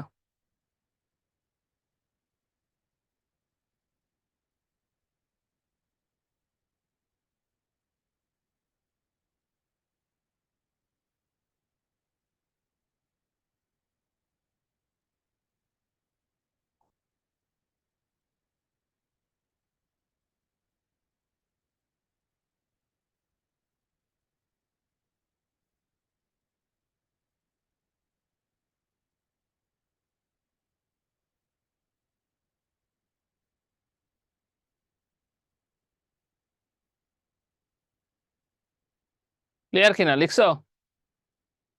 ওকে, এইবার ফিসক্যাল নিয়ে গত ক্লাসে বলছি, ফিসক্যাল মিয়ার নিয়ে। এবার ফিসক্যাল মিয়ার ঘটনা বলি, ফিসক্যাল মিয়া কি বুঝাইতে চাইতেছে। এই প্রশ্নটা একটা কমন প্রশ্ন, কিন্তু এই প্রশ্নটা এখন পর্যন্ত এনটিআরসি পরীক্ষায় আসে নাই। এই প্রশ্নটা কিন্তু আমার কাছে এটা এনটিআরসি পরীক্ষার জন্য খুব গুরুত্বপূর্ণ মনে হয়েছে, সেজন্য এই প্রশ্নটা আমি দিয়ে দিছি। এখন পর্যন্ত এটা আসে নাই, কিন্তু আমি এটা দিছি, আমার কাছে এটা গুরুত্বপূর্ণ মনে হয়েছে। ক্লিয়ার? উন্নয়নশীল দেশের অর্থনৈতিক বৈষম্য দূরীকরণে ফিসক্যাল নীতির ভূমিকা।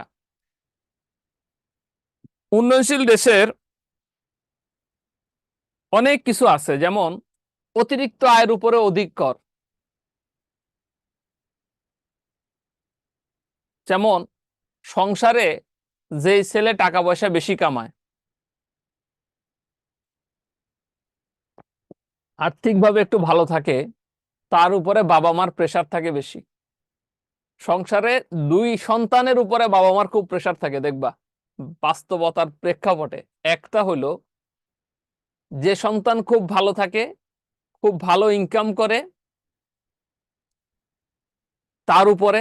আরেকটা হলো যে আমার মতো বড় সন্তান, যারা বড় সন্তান আছে তাদের একটা, বাংলাদেশের একটা বাজে ট্রেন্ড হলো যে বড় সন্তান হইলেই তাকেই সবকিছু দেখতে হবে, এবং বড় ভাই হওয়াটা আমার কাছে মনে হয় পৃথিবীর সবচেয়ে বড় বিপজ্জনক কাজ হলো বড় ভাই। বিয়ে শাদীর সময় বড় ভাই, সংসার দেখাশোনার সময় বড় ভাই, বোনদের কোনো বিপদ হলে সবার আগে বড় ভাই, মা বাবা অসুস্থ হইলে বড় ভাই, সবকিছু হইলে বড় ভাই। বড় ভাই হলো বাবার পরে স্থান, সম্মানও অনেক বেশি বড় ভাইয়ের, বড় ভাইকে সবাই ভালোবাসে অনেক বেশি। বাট বড় ভাইয়ের জীবনটা যায় সারাটা জীবন সব ভাই বোনকে দেখাশোনা করতে। ঠিক আছে, একদম বড় ভাইয়ের জীবনটা এটা, বড় ভাইয়ের বউদের জীবনটাও এরকম। তো এই বিষয়টা কেন বললাম জানো? এই বড় ভাইয়ের মতো অবস্থা হইলো উন্নয়নশীল দেশগুলোর। অতিরিক্ত আয় করলে অতিরিক্ত আয়ের উপরে অতিরিক্ত কর দেয়। আমাদের দেশে দেখবা যেই লোকটা আয় বেশি করে সেই লোকটাকে করও দিতে হয় বেশি, কারণ আমরা একটা উন্নয়নশীল দেশ। এখন অনেকে বলে, যেমন আমার অনেক ছাত্রছাত্রী বলে যে স্যার এটা কেন হয়? এটা আমাদের দেশ না, এটা সারা ওয়ার্ল্ড ওয়াইড। ফিসক্যাল কি আমাদের দেশের লোক? ফিসক্যাল তো আমাদের দেশের লোক না। এই ফিসক্যাল সাহেব নিজেই বলতেছে তার দেশের প্রেক্ষাপটে, সব দেশের প্রেক্ষাপটে, যে যে অতিরিক্ত আয় করবে তাকে অতিরিক্ত কর দিতে হবে, এটা একটা তার জন্য চাপ। ক্লিয়ার কিনা? আচ্ছা, এরপরে ফিসক্যাল সাহেব আবার আরেকটা ঘটনা বলছে, অপ্রয়োজনীয় ভোগ ব্যয় কমানো। অপ্রয়োজনীয় ভোগ ব্যয় কমানো,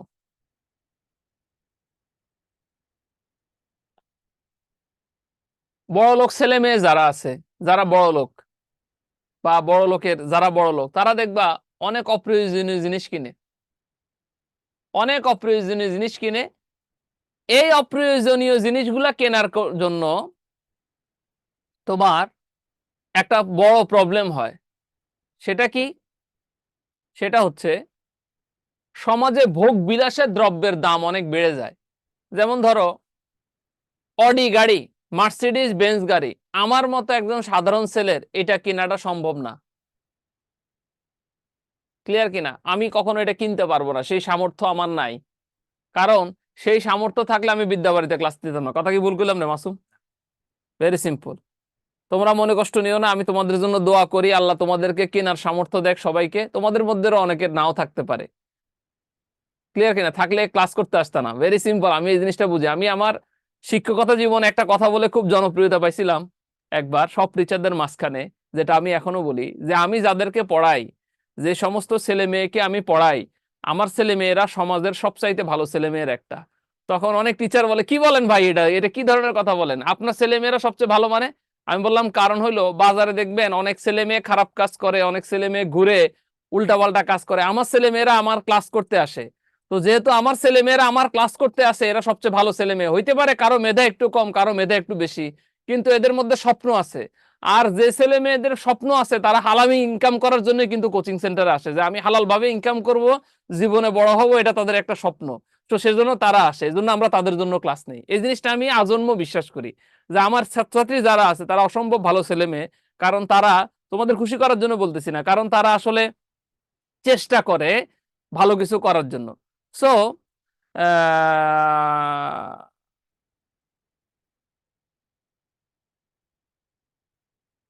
সো এই যে অপ্রয়োজনীয় ভোগ ব্যয়, এই অপ্রয়োজনীয় ভোগ ব্যয় যেটা, এটা দেখবা আহ তোমার হচ্ছে বড় লোকেরা করে অপ্রয়োজনীয় ভোগ ব্যয়। আমি আমার অনেক বড় লোক বন্ধু বান্ধবকে দেখছি, বড় লোক বন্ধু বান্ধবের ছেলে মেয়েকে অনেককে দেখছি, যে তারা আহ অনেক কিছু করে, মানে বললে এখন আসলে মানুষের বদনাম করা ঠিক না, অনেক কিছু করে যেটা দরকার নাই। এই টাকাটা যদি কিছুটা অংশ যদি একটা মসজিদে দেওয়া হয়, একটা গরিবকে দেওয়া হয়, বা একটা মানুষকে ছোট্ট একটা রিক্সা কিনে দিতে পারে সে, দেখবা সেই মানুষটা, সে পরিবারটা ভালো থাকে, দেখলে কত ভালো লাগে, তাই না? তো এটা খুব সিম্পল একটা জিনিস। একজন লিখছে, স্যার মাসুদ, তুমি তো ওবায়দুল কাদের কথা মনে করে দিলা। মাসুদ তো ওবায়দুল কাদের সাহেব ধরছিল মনে হয় না রে? বিআরটিসি না বিআরটি এতে মনে হয়, কোথায় জানো, বিআরটি তে। ওইটা আসেনি এখন, নাই তো মনে হয়, ট্রান্সফার করে দিচ্ছে মনে হয় এটাতে। আচ্ছা, এরপরে দেখো সামাজিক উন্নয়ন। ফিসক্যাল সাহেব বলছে যে যে সামাজিক উন্নয়নটা হবে, সেই সামাজিক উন্নয়নে রাজস্ব নীতির অনেক বড় ভূমিকা থাকে। রাজস্ব যদি সঠিকভাবে আসে, সমাজের উন্নয়নটা ভালো হবে। রাজস্ব সঠিকভাবে না আসলে উন্নয়ন কি হবে না, ভালো হবে না। রাজস্ব এমন হইতে হবে যেটাতে উৎপাদন করতে সহায়ক সহায়ক হয়। হ্যাঁ, আমাদের দেশে তোমাদের মধ্যে কারা কৃষি জমি চাষের সাথে জড়িত, বা অনেকে জড়িত থাকতে পারো, আমাদের গ্রামে একবার 1000 টাকা দিচ্ছি, তোমার হইলো ইয়ারে কি কয় জানো, ওই যে ধান কাটে, যে 1000 টাকা দিচ্ছি। তারপরে আবার এর পরের বার না কোনবার শুনলাম দুপুরে আর রাতের খাবার না থাকলে 800 টাকা। আমি জানি না তোমাদের এলাকায় কেমন, আমাদের ওইখানে এরকম ছিল 1000 টাকা। তো আমি পরের বার কি করছি, জমিগুলা মানে মেজাজ খারাপ হইয়া, তা আমার চাচা বলতেছে কি করব, আমি বলছি মানুষদের দিয়ে দেন যারা খায়া পরে বাঁচুক। 1000 টাকা দিয়ে চাষ করে কি থাকে আর, মানে কিছুই থাকে না। এখন যখন ওই যে কতগুলা গাড়ি আসছে, এটাকে কি বলে, ওই যে ধান কাটে যে হারভেস্টর মনে হয় সম্ভবত, আমি যদি ভুল না বলি, ওগুলো আসছে। ওগুলো আসার কারণে ওরা অনেক অল্প সময়ে অনেক ধান কেটে ফেলায়, মানে অনেক সময় ধান কেটে ওগুলো আবার ওই যে আমরা মাড়াইয়ের জন্য, তোমরা দেখছো কিনা আমাদের গ্রামে মাড়াইয়ের জন্য ওই যে মেশিন দিয়ে পা দিয়ে করতো, ওগুলা না, ওগুলো ইয়াও করে ফেলায় ওই যে বস্তার মধ্যে, মানে ধানও বের হয়ে যায়। তোমরা কেউ দেখছো কিনা? তুমি যদি সঠিক রাজস্ব করো, তখন মানুষের এই ধরনের মেশিনগুলা কেনার ক্রয় ক্ষমতা বাড়বে। যখন মানুষের ক্রয় ক্ষমতা এরকম বাড়বে, তখন মানুষ উৎপাদন কাজে কি হবে, আগ্রহী হবে। যেমন আমার মতো কেউ যদি 1000 টাকা দিতে চাও, চিন্তা করো যে ভাই খাটলাম, পরিশ্রম করলাম, করার পরেও যখন দেখি যে জমি থেকে কোনো টাকা তো আসেই না, উল্টা পকেটের থেকে ভরা লাগে, তখন মনে হবে যে দূর, চাষ করে আর কি করব। হ্যাঁ, তখন এই যে যদি সঠিক রাজস্ব নীতি করো, সঠিক রাজস্ব নীতিতে তোমার হচ্ছে মানুষের হাতে ইনকাম থাকবে, টাকা থাকবে, তখন মানুষ এই কাজগুলো করবে না। ক্লিয়ার কিনা? ওই যে দেখছো আমার সাথে অনেকে একবার, যে আমাদের শানু লিখছে, স্যার এইবার ধান কাটার জন্য একজন লোক 1250 টাকা দিয়ে নিতে হয়েছে কাজে। এবার বলো, 1 মণ ধান বিক্রি করে তুমি কয় টাকা পাও? এই 1 মণ ধান বিক্রি করে কত টাকা ধরে রাখে মাসুদ, বস্তা? তাহলে চিন্তা কর, দেশ হইলো 1000 টাকা, থাকবে কি 900 টাকা হইলে? ওই যে দেখছো তোরও লেখছে 900, সায়রা লেখছে 1000, তসলিমা লেখছে 960, তো থাকে কি ক?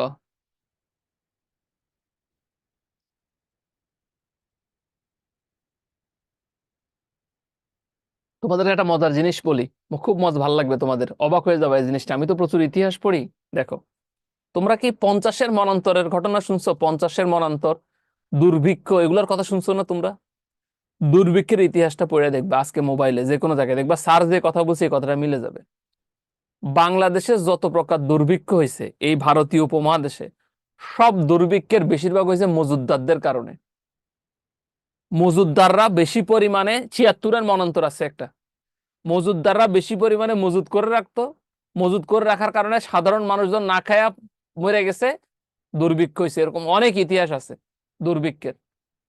কৃষক সঠিকভাবে দাম পায় নাই, যখন কৃষক সঠিকভাবে দাম পায় নাই তখনই কিন্তু মানুষ চাষের প্রতি আগ্রহ হয়ে পড়ে, তখন ইয়ে হয়। আমাদের মাননীয় প্রধানমন্ত্রী কি বলছেন?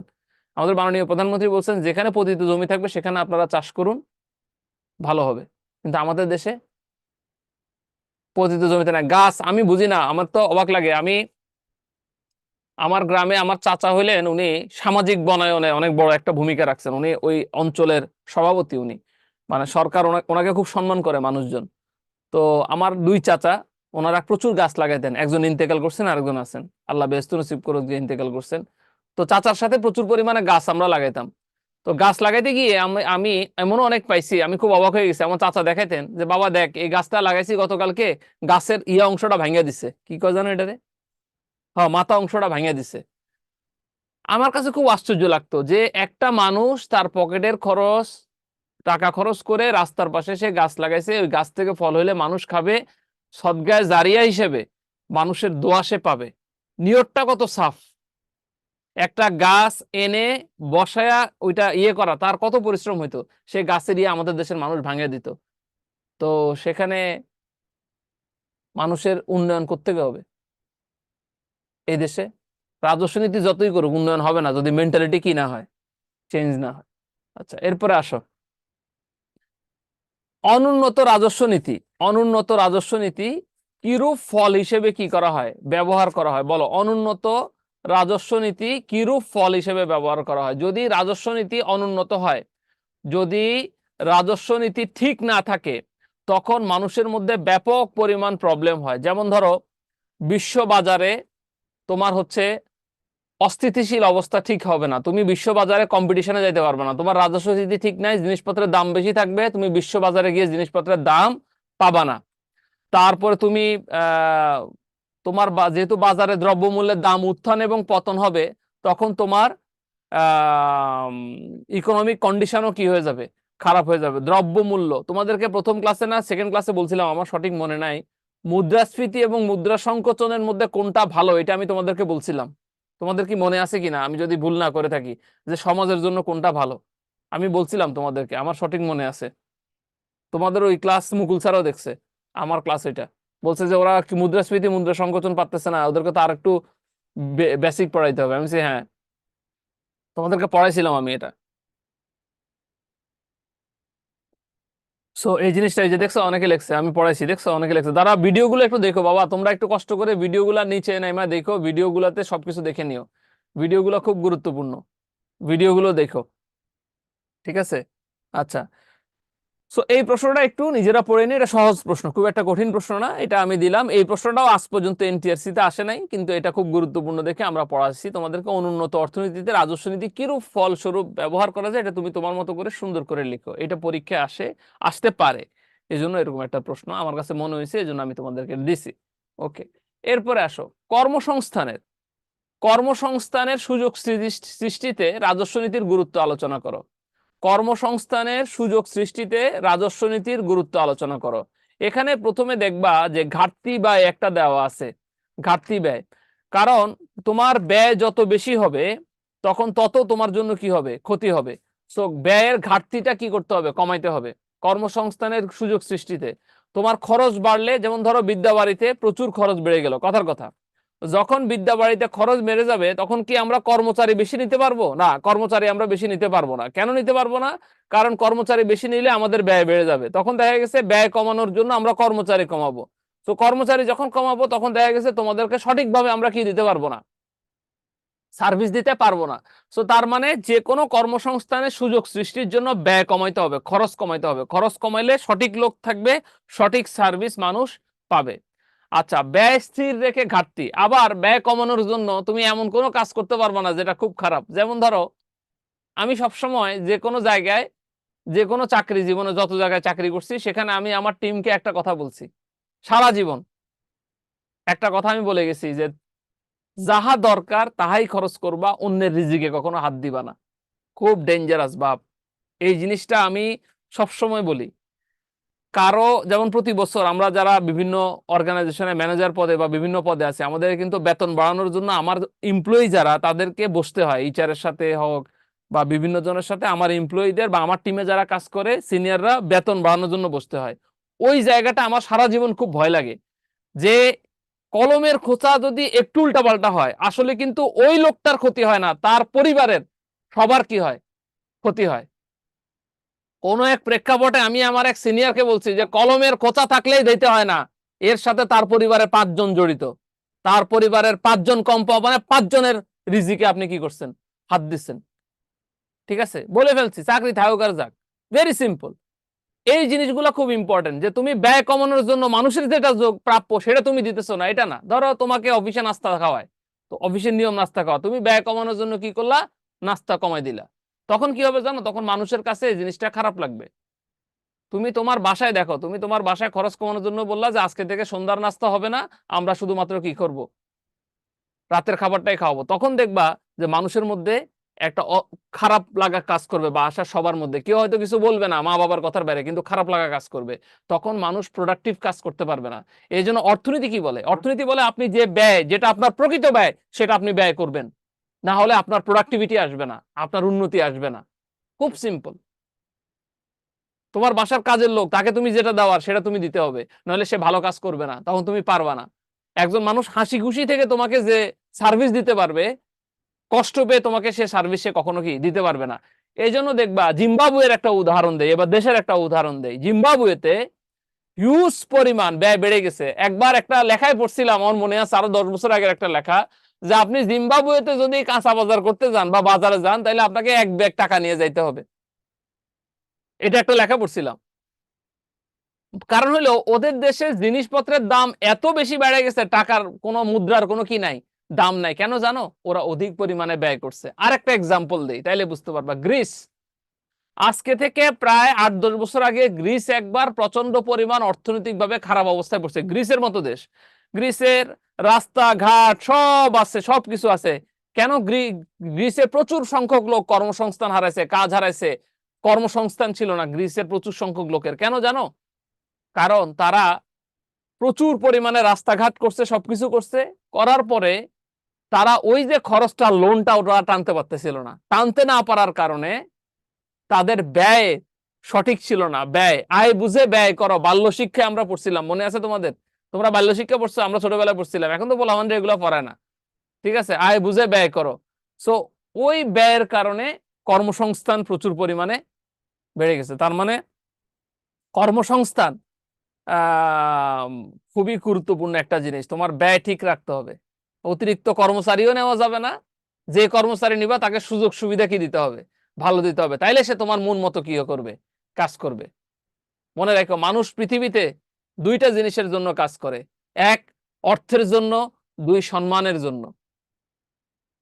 খুব ইম্পর্টেন্ট একটা জিনিস, এই জিনিসটা মাথায় রাখবা। আমি আমার জীবনে অনেক দেখছি যে, যেমন আমার বাবা, ওনাকে উনি যখন সরকারি চাকরি থেকে এক প্রাইভেট কোম্পানিতে ঢুকছে, ওনাকে আমি জিজ্ঞেস করছিলাম, আব্বা আপনি এত বছর এই কোম্পানিতে আছেন, ছাড়েন না কেন? কয় এখানে সবাই আমাকে খুব সম্মান করে।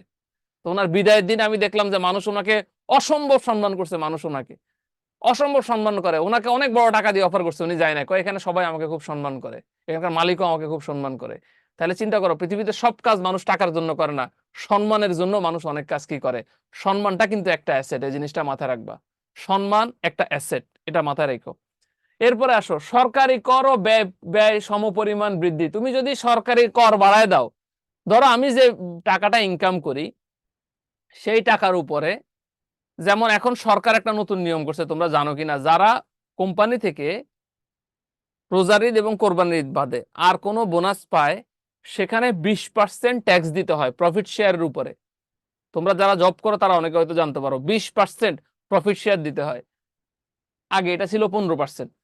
20% ব্যয় যখন সরকারে কর দিবে, তখন ব্যয় বৃদ্ধি পেয়ে গেছে না?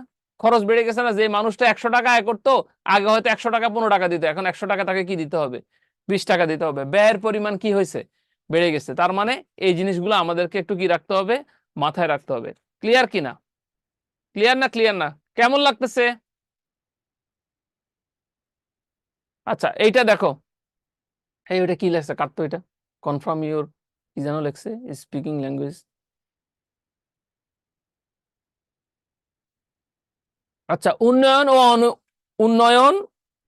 ও উন্নয়নশীল দেশে রাজস্ব নীতির কি কি উদ্দেশ্য আছে বলে আপনি মনে করেন? এই প্রশ্নটাও একটা নতুন প্রশ্ন, এই প্রশ্নটাও পরীক্ষা আসতে পারে, এই জন্য দিছি। যেমন আয় ও ভোগ, উন্নয়নশীল দেশগুলোতে ওরা আসলে অতিরিক্ত কোনো ইনকাম করতে পারে না, কারণ যেহেতু তারা ধনী না। ধনী লোক কেন ধনী হয় কখনো চিন্তা করছো? কারণ তার হাতে ক্যাশ টাকা থাকে। কথা ক্লিয়ার কিন্তু? কথা ক্লিয়ার না ভেজাল আছে? তাহিরি হয়ে গেলাম একটু। তাহিরি হুজুর বলছে না কথা ক্লিয়ার না ভেজাল আছে? সো আয় যতটুকু, ব্যয়ও কি ততটুকু। আয় বুঝে ব্যয় করো। আয়ও যা করে ভোগও তাই করে। এটা উন্নয়নশীল দেশ। আর উন্নত দেশ মানে কি? তার 100 টাকা আয় হলে খরচ হয় 80 টাকা, 20 টাকা বাঁচে, এই জন্য সে উন্নত দেশ। ক্লিয়ার কিনা? ওকে। সো উন্নত উন্নয়নশীল উভয়টাই আয় ও ভোগ সমান থাকবে। পূর্ণ নিয়োগ, যে জায়গায় যতটুকু লোক লাগবে, যে জায়গায় যতটুকু কর্মচারী চাবে, যে জায়গায় যতটুকু কিছু প্রয়োজন তারা অতটুকুই দিবে, এজন্য এটাকে পূর্ণ নিয়োগ বলে। ক্লিয়ার কিনা? বেসরকারি বিনিয়োগ বাড়বে, ইনভেস্ট করার চেষ্টা করবে। মনে রাখবা, কেউ যদি বলে বাংলাদেশে ব্যবসা করা ভালো না কঠিন, আমি তোমাদেরকে বলি, সবসময় দেখবা সবাই বলে ভাই ব্যবসা করা কঠিন, ব্যবসা করা কঠিন, ব্যবসা করা কঠিন। তুমি যদি সহি নিয়তে ব্যবসা করো, তুমি অনেক দূর আগায় যাবা। কেন জানো? কারণ হলো, তোমার রিজিক আল্লাহর দান। আল্লাহর কাছ থেকে যে রিজিকটা আসবে, সেই রিজিক তোমার থেকে কেউ নিতে পারবে না। এই জিনিসটা মাথায় রেখো। যেদিন যে টাকা যেখানে আল্লাহ তোমাকে দিবে, সে টাকা ওই দিনই তোমার আয় হবে। এটা সিম্পল। আজকে তোমাদের ক্লাস নিয়ে যে টাকাটা আমার ভাগ্যে বরাদ্দ ছিল, সেটা আজকে বরাদ্দ ছিল বলে ওইটা আজকে আমার রিজিকে আসবে। Very simple. সো এই জিনিসটা মাথায় রাখবা। যতই অর্থনীতি পড়ো, ফাইন্যান্স পড়ো, মার্কেটিং, বাজারজাতকরণ শিখো, কোনো লাভ হবে না। সিম্পল হিসাব একটা, যে আল্লাহ রিজিকে যা রাখছে তাই হবে। এই জিনিসটা যেদিন থেকে বিশ্বাস করবা এবং প্রতিবার আলহামদুলিল্লাহ বলবা, দেখবা আল্লাহ তোমার উন্নতির পরিমাণ প্রচুর পরিমাণে দিবে। এবার আসো বেসরকারি বিনিয়োগের কথা বলি। উন্নয়নশীল দেশগুলো বা উন্নত দেশগুলোতে বেসরকারি বিনিয়োগের পরিমাণ বেশি হয়। যত বিনিয়োগ করবা তত তোমাদের জন্য ভালো হবে। আমাকে আমাদের শানুর প্রশ্ন করছে, স্যার আপনি আমাদের ক্লাসে যে প্রশ্ন পড়াচ্ছেন সেগুলো নোট করে নিব। নোট করে নিতে পারো, পয়েন্ট আকারে নিতে পারো। এগুলো নোট করে তুমি এত নোট লিখে শেষ করতে পারবে না, এগুলো পয়েন্ট আকারে লিখবে। আর আমি তোমাদেরকে বলি, আমি তো সব পয়েন্ট পড়াইতে পারবো না। সব পয়েন্ট দিলে তো আমি পরীক্ষায় পড়াবো কিভাবে? একটা 2 ঘন্টার ক্লাসে এত তো পড়ানো যায় না। আমি পয়েন্ট, জিস্টের বা ইম্পর্টেন্ট পয়েন্টগুলো দিই, বাকিগুলো তোমাদের নিজেদের পড়ে নিতে হবে বা নিজেরা বাড়াইতে হবে। ক্লিয়ার কিনা? সো সাজেশন, এগুলা সাজেশনে থাকবে। সো তুমি এগুলা নোটও করতে পারো, সমস্যা নেই। মূলধন হচ্ছে একটা সম্পদ, এটার উপরে জোর দিতে হবে। অতিরিক্ত বিনিয়োগ তোমার হচ্ছে তোমার রাজস্ব নীতির জন্য ভালো, কারণ যত বিনিয়োগ হবে তত তোমার ইনকাম কি হবে? বাড়বে। তবে হ্যাঁ, বিনিয়োগ এত বেশি পরিমাণে করলা যে তোমার ইনকাম আসলো না, বিনিয়োগ লস হইলো, এটা কিন্তু করা যাবে না। আয় ও উৎপাদনের মধ্যে সমতা থাকতে হবে। আয় বুঝে ব্যয় করো, আয় বুঝে উৎপাদন করো। আরেকটা জিনিস মাথার মধ্যে ঢুকায় নাও, যত আয় করবা উৎপাদন সঠিকভাবে করবা। আয় করো 100 টাকা, তুমি খরচ করতেছো 120 টাকা, 20 টাকা লোন নিয়ে। আমার তো আয় আসতেছে, হঠাৎ করে আয় বন্ধ হয়ে গেল, অবস্থা খারাপ হয়ে যাবে। ওই যে ইভ্যালির মতো। ইভ্যালির কথা বলছিলাম না তোমাদের? তোমাদের না কোন ব্যাচে বলছিলাম জানো ইভ্যালির কথা? না তোমাদের ব্যাচে বলছিলাম? কোন ব্যাচে জানি ইভ্যালির কথা বলছিলাম, আমার মনে নাই। ওইখানে আমি বলছিলাম যে ওরা অনেক বেশি পরিমাণে কি করে, তোমার হচ্ছে ওই যে কোন ব্যাচে বলছিলাম খেয়াল নাই, যে ওরা ওই ইনকাম করে কইরা, ওই ইনকাম আস্তে আস্তে আনছে, হঠাৎ করে ওদের ইয়ে বন্ধ হয়ে গেছে, ক্যাশ ফ্লো বেড়ে গেছে, ওরা পড়ে গেছে। তার মানে ক্যাশের ফ্লোটা খুব গুরুত্বপূর্ণ, আর অর্থনীতিকে স্থায়িত্বটা খুব গুরুত্বপূর্ণ। বাংলাদেশে যদি বড় বড় গ্রুপ অফ কোম্পানিজ বলে, স্কয়ার গ্রুপের কথা বলে মানুষ, মানুষ হচ্ছে তোমার এটাকে কি বলে, ওই আরো আছে না, বসুন্ধরা আছে, মেঘনা আছে, তাই না রে? স্কয়ার, বসুন্ধরা, মেঘনা, এগুলো সব বড় বড় গ্রুপ, কারণ এদের অর্থনৈতিক স্থায়িত্ব আছে। বিদ্যাবাড়িও অনেক বড় একটা এডুকেশনাল অর্গানাইজেশন। কেন? কারণ আমাদের প্রচুর স্টুডেন্ট আছে। আমাদেরকে যে সবাই পছন্দ করে বিষয়টা তা না, কিন্তু যারা আমাদেরকে পছন্দ করে তারা আমাদেরকে প্রচুর স্টুডেন্ট পাঠায়। আমাদেরকে স্টুডেন্ট তোমরা পাঠাও বলেই কিন্তু আজকে আমরা এত দূর আসছি। এটা খুব গুরুত্বপূর্ণ একটা জিনিস। এজন্য স্টুডেন্ট স্যাটিসফ্যাকশন এবং স্টুডেন্ট চান্স পাওয়ানো এটা খুব গুরুত্বপূর্ণ। এবং এটা যখন পার করতে পারবো তখন আমরা অর্থনৈতিকভাবে লাভবান হব, তখন প্রচুর বিদ্যা বাড়ি বড় হবে, প্রচুর লোক কাজ করবে, মানুষের ইকোনমিক কন্ডিশন কি হবে, ভালো হবে। সো অর্থনৈতিক স্থায়িত্বটা খুবই গুরুত্বপূর্ণ। এটা ভাই খুব ইম্পর্টেন্ট একটা প্রশ্ন। মুদ্রাস্ফীতি, এই বানানগুলো লিখছে দেখছো, মুদ্রার নিচে দেয় না, আকার দেয় নাই। মুদ্রাস্ফীতি নিয়ন্ত্রণে রাজস্ব নীতির গুরুত্ব আলোচনা করুন।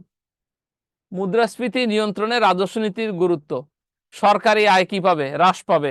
যদি জিনিসপত্র কিনতে দাম বেশি হয়, সরকার তার ডেভেলপমেন্টে খরচ কি পাবে না। সো সরকার বিপদে পড়ে যাবে। ডেভেলপ করার জন্য যদি তার, ওই যে আমি বলছিলাম না, আমার ভাই একটা বাড়ি করছিল, খরচ বেড়ে গেছে, তো এটা কি মুদ্রাস্ফীতির কারণে হয়েছে? মুদ্রা সংকোচন হলে দাম কি হয়ে যেত? কমে যেত। ক্লিয়ার কিনা? মুদ্রাস্ফীতি নিয়ন্ত্রণ করতে হলে সঠিক রাজস্ব নীতি করবা, তাইলে আর কোনো প্রবলেম হবে না। কর বৃদ্ধি করতে হবে। এই মাগরিবের নামাজ কয়টায় তোমাদের এখানে? মাগরিবের নামাজ কয়টায়? 6:30 তো পড়ি মনে হয়। 6:30 না মাগরিবের নামাজ? 6:30 তো। দেখি নামাজের আগে শেষ করতে পারি কিনা। 6:30 ইনশাল্লাহ নামাজের আগে শেষ করার চেষ্টা করবো আমরা। কর বৃদ্ধি, সরকারি ঋণ, বাধ্যতামূলক সঞ্চয় উপসংহার। কর বৃদ্ধি পাবে, সরকারি ঋণ, বাধ্যতামূলক সঞ্চয়, এগুলোর কারণে মুদ্রাস্ফীতি নিয়ন্ত্রণে নীতির গুরুত্ব দিতে হবে। কর বৃদ্ধি করলে এগুলোর ক্ষেত্রে। আচ্ছা, এরপর আসো, বাংলাদেশের মতো উন্নয়নশীল দেশে রাজস্ব নীতির সীমাবদ্ধতা কি? বাংলাদেশের মতো উন্নয়নশীল দেশে রাজস্ব নীতির সীমাবদ্ধতা কি? এটা একটু লিখে নাও, এই প্রশ্নটা তোমরা নিজেদের মতো করে লিখবা। বাংলাদেশের মতো উন্নয়নশীল দেশে রাজস্ব নীতির সীমাবদ্ধতা কি? এটা একটু লিখে নাও।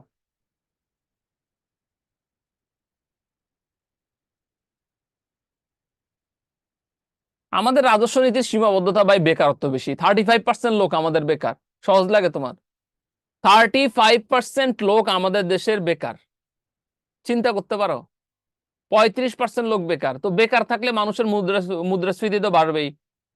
হ্যাঁ, মুদ্রা সংকোচনে বলে বেকারত্ব কমান, কিন্তু বেকারত্ব কমাতে হলে তোমাকে মানুষকে কাজ দিতে হবে। এবং যত আমাদের এই কাজ মানুষ না পাবে, তত আমাদের সামাজিকভাবে অর্থনৈতিক অবস্থা কি হবে? খারাপ হবে। সো আমাদেরকে বেকারত্ব কি করতে হবে? দূর করতে হবে। এটা রাজস্ব নীতির অন্যতম একটা সীমাবদ্ধতা। ঠিক আছে? আমাদের আমাদের সম্প্রসারণমূলক রাজস্ব নীতি, আমরা মাঝে মাঝে সংকোচনমূলকও নিতে হবে। মানে দুইটাকে একটা ভারসাম্য আনতে হবে, নাহলে আমরা পারবো না। ঠিক আছে কিনা? আচ্ছা, এটা আর একটা প্রশ্ন দেখো, কিভাবে রাজস্ব নীতি বাংলাদেশের উন্নয়নে সহায়তা করতে পারে? বিনিয়োগ বৃদ্ধি পাবে। আমরা যদি সঠিকভাবে কাজ করতে পারি, আমাদের বিনিয়োগ বৃদ্ধি পাবে, মানুষজন আমাদের এখানে ইনভেস্ট করবে। আমরা করি মারামারি, আমরা দেখি যে আমাদের দেশে ওই যে মানুষকে সাহায্য করতে গিয়ে টাকা নেয়, টাকা নিয়ে ওই টাকা মাইরা দেয়, একজন আরেকজনের পিছে আমরা লাগিয়ে থাকি। তো আমাদের বিনিয়োগ বৃদ্ধি পাবে কেমনে? একটা মজার জিনিস শিখাই দেয় তোমাদের বড় ভাই হিসেবে, শিক্ষক হিসেবে, এই জিনিসটা মাথায় রাখবা। তোমাদের বড় ভাই এবং তোমাদের শিক্ষক হিসেবে একটা জিনিস শেখাই দিই, কখনো কাউকে, তোমাদের বয়স যথেষ্ট হয়েছে, অনেকের বয়স এখানে 35, ভেরি সিম্পল, কখনো কাউকে নিজের পার্সোনাল কষ্টের কথা বলবা না। যদি তুমি কাউকে অনেক বেশি কষ্টের কথা বলো, তাইলে যে সমস্যাটা হবে, সে তোমাকে পেয়ে বসবে, তোমাকে সে উপহাস করবে। এটা খুব ডেঞ্জারাস একটা জিনিস। আর কখনো কাউকে, তোমার অনেক টাকা পয়সা আছে, তুমি অনেক ধনী, এটাও বলবা না। তখন সে তোমার কাছে লোন চাইবে, তখন তুমি বিপদে পড়বা। এটা অর্থনীতির একটা গুরুত্বপূর্ণ বিষয়। তোমার ইকোনমিক কন্ডিশন যদি ভালো হয়, রাজস্ব নীতি যদি ভালো হয়, বিনিয়োগ কিভাবে বৃদ্ধি পাবে? যার কাছে টাকা আছে তার কাছে মানুষ কি করতে চায়? টাকা চাইতে যায়। ভাই টাকা দেন, ধার না দিলে মন খারাপ করে। আমরা যখন রাজস্ব নীতি ভালো করব, বহুত দেশ আমাদের এখানে বিনিয়োগ করতে আসবে, আমেরিকা, চায়না, রাশিয়া, ফ্রান্স। বিনিয়োগ করতে আসলেই কি আমরা বলবো যে বিনিয়োগ কর? কেন বলবো না? কারণ হলো, বিনিয়োগ করতে আসলে আমাদের দেশের অবস্থা কি হবে? খারাপ হবে। কারণ সব বিনিয়োগ কি করা যাবে না? নেওয়া যাবে না। সব বিনিয়োগ নিলে অবস্থা কি খারাপ হবে? খারাপ হবে। সব বিনিয়োগ নিতে হবে চিন্তা ভাবনা করে। কর্মসংস্থান ঠিক বাড়াইতে হবে। যত রাজস্ব নীতি ভালো হবে, তত মানুষ কাজ পাবে, তখন নিয়োগের সংখ্যা কিভাবে বৃদ্ধি পাবে। আমি এখানে একটু সংক্ষেপে দিছি, সবগুলো তো দিতে পারি না, বাকিগুলো তোমরা তোমাদের মতো বই পড়ে লিখো। আমি মোটামুটি ভাবে একটা আইডিয়া দেওয়ার জন্য কিছু পয়েন্ট এখানে কি করছি, অ্যাড করছি। আচ্ছা, এখন বলো, আর্থিক নীতি ও রাজস্ব নীতির মধ্যে পার্থক্য। হাত উঠাও, এটা তোমাদের কাছ থেকে শুনি। আর্থিক নীতি এবং রাজস্ব নীতির মধ্যে, দেখতো কে কে কথা বলতে চায়। আর্থিক নীতি এবং রাজস্ব নীতির মধ্যে পার্থক্য কি? এটা কে কে বলতে পারবা? হাত উঠাবে দেখিস, ওরা চিন্তা ভাবনা করে হাত উঠায়। আর্থিক নীতি ও রাজস্ব নীতির মধ্যে পার্থক্য কি? কে বলতে পারবা? হাত উঠাও দেখি, হাত উঠেছে দেখতো। আমি জিজ্ঞেস করলে ওরা চিন্তা করে, অনেকে কথা কয় না জানো, আমি যখন জিজ্ঞেস করি ভিডিও বন্ধ করে বইতে। দেখি তসলিমাকে জিজ্ঞেস কর, তসলিমাকে দাও তো। হ্যাঁ তসলিমা বলো, আর্থিক নীতি ও রাজস্ব নীতির মধ্যে পার্থক্য বলো। স্যার আসসালামু আলাইকুম। হ্যাঁ স্যার আর্থিক নীতি হচ্ছে সরকারের আয় ব্যয় সংক্রান্ত নীতিকে আর্থিক নীতি বলে, আর রাজস্ব নীতি হচ্ছে ওই রাজস্ব নীতিটা ভুলে গেলাম স্যার। আচ্ছা অসুবিধা নেই। Taslima thank you. আমাদের সোহেল রে দাও। স্যার আসসালামু আলাইকুম। হ্যাঁ বলো। স্যার অর্থের যোগান নিয়ন্ত্রণ করে আর্থিক নীতি, আর সরকারের আয় ব্যয় ও ঋণ নিয়ন্ত্রণ করে রাজস্ব নীতি। গুড। আমি একটা পয়েন্ট অ্যাড করি এর সাথে, আর্থিক নীতির ক্ষেত্রে একটা জিনিস মাথায় রাখবা, যে উদ্দেশ্যের সাথে অন্যটি সামঞ্জস্যপূর্ণ নাও হইতে পারে, বাট রাজস্ব নীতির ক্ষেত্রে এটার কখনো সেই সুযোগটা নাই। রূপাকে দাও, রূপাকে দাও। রূপা, Yes, রূপা, sir. ওই যে ফারজানা রূপা, রূপা বলো, রূপা বলো। স্যার হ্যাঁ স্যার আর্থিক নীতি গ্রহণের ফলে অর্থ বাজার প্রভাবিত হয়, আর রাষ্ট্রনীতি নীতি গ্রহণের ফলে উৎপন্ন বাজার প্রভাবিত হয়। এক্সিলেন্ট, ভেরি গুড, এক্সিলেন্ট রূপা। আরেকটা পয়েন্ট বলতে পারবা? জি স্যার পারবো। বলো। আর্থিক নীতির কারণে অর্থনীতিতে এলএম রেখা জি এলএম রেখা ডানা অথবা বাম স্থান পরিবর্তন করে, আর রাইট, রাজনীতিতে এক্স রেখা স্থান পরিবর্তন করে। ভেরি গুড, এক্সিলেন্ট, এক্সিলেন্ট রূপা, ভেরি গুড। এবার রাকিবকে দাও, রাকিব একটা বলো। রাকিব বলো। আসসালামু আলাইকুম স্যার। ওয়ালাইকুম, রাকিব বলো। স্যার যেমন হচ্ছে আর্থিক নীতির সাধারণত কিছু হাতিয়ার রয়েছে, যেমন হচ্ছে ব্যাংক হারের পরিবর্তন, খোলা বাজার নীতি, এবং রিজার্ভ হচ্ছে অনুপাতের রাজস্ব রীতি, এগুলা চেঞ্জ হয় না তাই তো, এগুলা ব্যবহার হয়। কর। জি স্যার। আর রাজস্ব নীতির ক্ষেত্রে রাজস্ব নীতির ক্ষেত্রে যেমন সরকারি ব্যয়, কর রাজস্ব, ভর্তুকি। এবং সরকারি ঋণ হাতিয়ার কি হয়, চেঞ্জ হয় তাই না? জি স্যার। Very good. দেখি চাঁদনিরে একটা জিজ্ঞেস করো, চাঁদনিকে একটা জিজ্ঞেস করো। হ্যালো, আসসালামু আলাইকুম স্যার। ওয়ালাইকুম সালাম। হ্যাঁ চাঁদনি বলো। স্যার আর্থিক নীতির প্রভাব পরোক্ষ ধরনের, আর রাজস্ব নীতির প্রভাব প্রত্যক্ষ ধরনের। Very good. এবার আসো, রাজস্ব নীতির সীমাবদ্ধতা আলোচনা করুন। ভেরি গুড, সবাই আনমিউট করো। রাজস্ব নীতির সীমাবদ্ধতা, এটা মোস্ট ইম্পর্টেন্ট প্রশ্ন এই বছরের জন্য। এই প্রশ্নটা আগে কখনো পরীক্ষা আসে নাই, এই প্রশ্নটা আসতে পারে। রাজস্ব নীতির সীমাবদ্ধতা, প্রথমে ক্লাসিক্যালদের ধারণা বলি। ক্লাসিক্যালরা একটু, ক্লাসিক্যাল মানে কি? ক্লাসিক্যাল মানে হলো তারা পুরনো ধ্যান ধারণায় বিশ্বাস করে। কিরকম? তারা সবসময় বলে যে রাজস্ব নীতিকে সীমিত করার জন্য, এত বেশি রাজস্ব নীতি করা যাবে না, যেটা করার জন্য অনেক প্রবলেম হয়। সো তারা নীতিটাকে কি করতে পারে, কমাইতে চেষ্টা করে। তারপরে সরকারি ব্যয় রাজস্ব নীতির মধ্যে এমন হইতে হবে যেটার ফলে এত বেশি ব্যয় বাড়বে না যে সে জনগণকে তার বোঝা মনে হয়। সরকারি ব্যয় যতটুকু দরকার অতটুকুর মধ্যে আসবে, তাহলে রাজস্ব নীতি ভালো হবে। সরকার যদি একটা ব্রিজ করতে যায়, করতে গিয়ে যদি চিন্তা করে যে আমি রাজস্বতে কর বাড়াবো, তখন জনগণের অবস্থা খারাপ হবে। সো ওই জায়গাটা একটা ব্যালেন্স করতে হবে। হ্যাঁ, করের পরিমাণ হ্রাস বৃদ্ধি এটা করতে হবে, এটা কিন্তু খুবই গুরুত্বপূর্ণ একটা জিনিস। ঠিক আছে, ওকে। সরকারি ঋণ আমাদের দেশের, তোমাদেরকে আমি বলছিলাম তোমাদের ব্যাচে যে বাংলাদেশ ব্যাংকে বলা হয় লেন্ডার অফ লাস্ট রিসোর্ট। সবার শেষে যে দেশ, যে জায়গা থেকে বাংলাদেশ ব্যাংক মানে কি বলে, বাংলাদেশ সরকার লোন নিতে পারে, সেটা হলো বাংলাদেশ ব্যাংক। সো এই বাংলাদেশ ব্যাংকের বিষয়টা কিন্তু তোমাদেরকে আমি বলেছিলাম যে এত বেশি পরিমাণে ঋণ, তখন পড়ানোর সময় বলছিলাম এত বেশি পরিমাণে ঋণ নেওয়া যাবে না, যে ঋণ নেওয়ার কারণে এটা শোধ করতে গিয়ে আমাদের অবস্থা খারাপ হয়। এটা তোমরা জানো, অনেক দেশ দেউলিয়া হয়ে গেছে। খুব পার্শ্ববর্তী একটা দেশের কথা বলি তোমাদেরকে, তোমাদের মনে হয় মনে আছে, শ্রীলঙ্কার কথা তোমাদের মনে আছে? শ্রীলঙ্কা কেন শ্রীলঙ্কা এরকম ছিল জানো? এটা চায়নার একটা চালাকি ছিল। চায়না তাকে যত লোন চায় লোন দিতেই থাকে, লোন দিতেই থাকে, লোন দিতেই থাকে, লোন দিতে দিতে দিতে দিতে এক সময় কি হয় জানো? এক সময় চায়নার অবস্থা, চায়না কি করছে, লোন দেওয়া বন্ধ করে দিচ্ছে শ্রীলঙ্কাকে। শ্রীলঙ্কাকে যখন লোন দেওয়া বন্ধ করে দিচ্ছে, এর মধ্যে করোনা আসছে। শ্রীলঙ্কা তো পর্যটকের একটা দেশ, করোনাও নাই, কোনো কিছু নাই, শ্রীলঙ্কার অবস্থা কি হয়ে গেছে, খারাপ হয়ে গেছে, ইনকাম বন্ধ হয়ে গেছে। এখন সে মানুষের লোন আর কি করতে পারতেছে না, শোধ করতে পারতেছে না। মনে রাখবা প্রিয় শিক্ষার্থীরা, আল্লাহর নবী বলেছেন, ইসলাম বলেছে যে সব সময় তুমি যে লোন নিবা, এই জন্য দেখবা মানুষ মারা গেলে বলে যে ওনারা আপনারা কেউ ঋণগ্রস্ত থাকলে বলবেন, আমরা এটা দেখবো। কারণ ঋণ আল্লাহ কখনো কি করে না, মাফ করে না। যদি ঋণ গ্রহীতা কখনো তোমাকে মাফ না করে, তাহলে কারণ সে তোমাকে সাহায্য করছে। ঋণ খুব ডেঞ্জারাস একটা জিনিস। এবং একটা জিনিস মাথায় রেখো, এই যে ঋণ, যেটা সরকারি ঋণ, যেটা শ্রীলঙ্কার ক্ষেত্রে হয়েছে, এত ঋণ নিছে। হাম্বারটন বন্দর নামে ওদের একটা বন্দর আছে, এই বন্দরটাকে তারা এত বেশি লোন নিছে ডেভেলপ করার জন্য, যে বন্দর ডেভেলপ হওয়ার পরে দেখা গেছে বন্দর থেকে যে আয় আসে, ওই আয় দিয়া চায়নারে দিতে গিয়ে নিজেদের অবস্থায় কি হয়ে গেছে, খারাপ হয়ে গেছে। সো এই জিনিসগুলো একটু ঠিক করতে হবে, আদারওয়াইজ খুব ডিফিকাল্ট। অতিরিক্ত লোন বা ঋণ কখনো ভালো না, এটা দেশের জন্য যেমন ভালো না, ব্যক্তির জন্য কি ভালো না। তবে ভালো পয়েন্ট হলো শ্রীলঙ্কা বাংলাদেশ থেকে যে টাকাটা লোন নিয়েছিল, সেই টাকাটা আমাদেরকে কি করে দিছে, শোধ দিয়ে দিছে। ভর্তুকি কোন জায়গায় ভর্তুকি দিবে এটা জানতে হবে তো, সেটা যদি না জানো তাহলে অবস্থা খারাপ হবে। যেমন সারা পৃথিবীর সব জায়গায়, আমি চায়না নিয়ে একটা লেখা পড়লাম, চাইনিজরা প্রচুর পরিমাণে ভর্তুকি দেয় কৃষি ক্ষেত্রে। কারণ প্রত্যেকটা দেশের সবচেয়ে বেশি জনসংখ্যা কাজ করে কৃষি ক্ষেত্রে, ম্যাক্সিমাম দেশগুলোর। সো কৃষি ক্ষেত্রে যেহেতু তারা সবচেয়ে বেশি কাজ করে, সেখানে ভর্তুকিটাও দিতে হয়, কারণ কৃষি ক্ষেত্রে আয় কি আসে, কম আসে। আর কৃষি এমন একটা জিনিস, এটা যদি আজন্ম না থাকে তাহলে আমরা কখনো খাইতে পারবো না। Very simple. তুমি খালি কলকারখানায় উৎপাদন করতেছো, কোনো কিছু বানাইতেছো না, কোনো গাছ লাগাইতেছো না, কোনো ফসল ফলাইতেছো না, খাইবা কোত্থেকে? খালি কলকারখানায় কাজ করে কাগজের টাকা খাইলে হবে? সবকিছু কাজ করতে হবে, ঠিক আছে? সো এটা খুব গুরুত্বপূর্ণ। ভর্তুকি, হস্তান্তর ব্যয়, কোনো কিছু যখন তুমি আরেকজনকে হস্তান্তর করবা, সেটার খরচ কমতে হবে, নাহলে সমস্যা। বাধ্যতামূলক সঞ্চয়, সরকারের রিজার্ভ বাড়াইতে হবে। তোমার সঞ্চয় বিপদের সময় মনে রাখবা, সঞ্চয় খুব গুরুত্বপূর্ণ একটা জিনিস। আমি এমন লোকও সঞ্চয় দেখছি, আমার এক সিনিয়র আছেন, অনেক সিনিয়র, তার অভ্যাস হলো খালি জমি কিনা, খালি মানুষের থেকে লোন করে আর খালি মানুষের থেকে জমি কিনে। গত 10 বছর আমি অনেকবার ওনাকে বলছি।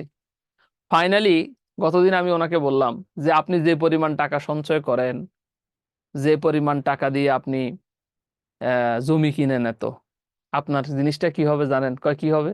আমি বলছি আপনার বড় সন্তানের বয়স কত? বলে 13 বছর। আমি বললাম তারপরেরটার বয়স কত? বলে 10 বছর। আমি বললাম তারপরেরটার কত? বলে 8 বছর। 3টা সন্তান ওনার। কোনোদিন ওদেরকে নিয়ে কক্সবাজার ঘুরতে গেছেন? আপনার তো সামর্থ্যবান লোক। বলে না। আমি বললাম আপনার সন্তানরা বড় হয়ে বলবে যে আপনি শুধুমাত্র সঞ্চয় করছেন, কখনো পরিবারকে কি করেন নাই, দেন নাই। সন্তানরা আপনাকে ব্লেম দিবে। বলে যে কি বলো, আমার বড় মেয়ে তো গত পরশুদিনে আমাকে এই কথা বলছে। আমি বললাম হ্যাঁ, খুব সিম্পল, যে শুধু সঞ্চয় আর কিনলে হয় না, সেটা খরচ করতে হয়। এই যে সঞ্চয়, দেখবা পড়ে দেখো, অর্থনীতিতে একটা বিষয় আছে, যদি কোনো দেশের রিজার্ভ বেড়ে যায়, সঞ্চয় বেড়ে যায়, এটাও কিন্তু খুব ডেঞ্জারাস। রিজার্ভ এত অতিরিক্ত বাড়া যাবে না যাতে তোমার খারাপ হয়, রিজার্ভ রাখতে হবে সুন্দরভাবে। এজন্য দেখবা চীন, তার রিজার্ভ অনেক বেশি বেড়ে যায়, সে বিশ্বের বিভিন্ন জায়গায় ইনভেস্ট করে। পৃথিবীতে খনি ক্ষেত্রে, খনি বলা হয়ে থাকে, কোনো খনি থেকে কোনো কিছু উত্তোলন হইতে পারবে না যদি চাইনিজরা ওইখানে না থাকে। চাইনিজরা প্রচুর পরিমাণে কি করে, ইনভেস্ট করে, কারণ ওর টাকাটা রোলিং এর উপরে থাকে। টাকা রোলিং এর উপরে থাকলে তার ইনকাম আসবে। বসুন্ধরা গ্রুপ কোটি কোটি টাকার মালিক, স্কয়ার গ্রুপ, সারাক্ষণ টাকাকে তারা ইউজ করে, রোলিং এর উপর রাখে। টাকা রোলিং, অতিরিক্ত সঞ্চয় করা যাবে না। সঞ্চয় ব্যক্তি জীবন দিয়ে, ওই স্যারকে দিয়ে এটা কেন বুঝাইলাম, কারণ হলো এত অতিরিক্ত সঞ্চয় করা যাবে না যাতে তুমি কষ্ট পাবো। আমার বাবার একটা কথা বলি, এই কথাটা আমি সবাইকে বলি না, আমার বাবা বলে জীবনে একটা কাজ কখনো করবা না, আমাদেরকে ভাই বোনদেরকে বলতো, আমি বড় সন্তান তো আমাকে বলতো, সেটা হলো রুহকে কখনো কষ্ট দিবা না। রুহকে, রুহ যেটা আল্লাহ দিছে এটাকে কষ্ট দিবা না। আমি মিজানুর রহমান আজহারী হুজুরের ওখানে একটা ওনার ইয়াতে পড়লাম যে আল্লাহ যদি তোমাকে সামর্থ্য দেয়, তাহলে তোমার সুন্দরভাবে চলাটা খুব গুরুত্বপূর্ণ। এটা কিন্তু অর্থনীতিও বলে, তুমি সঞ্চয় এত বাধ্যতামূলক সঞ্চয় করবা, কিন্তু এত সঞ্চয় করবা না যেটাতে তোমার ক্ষতি হয়।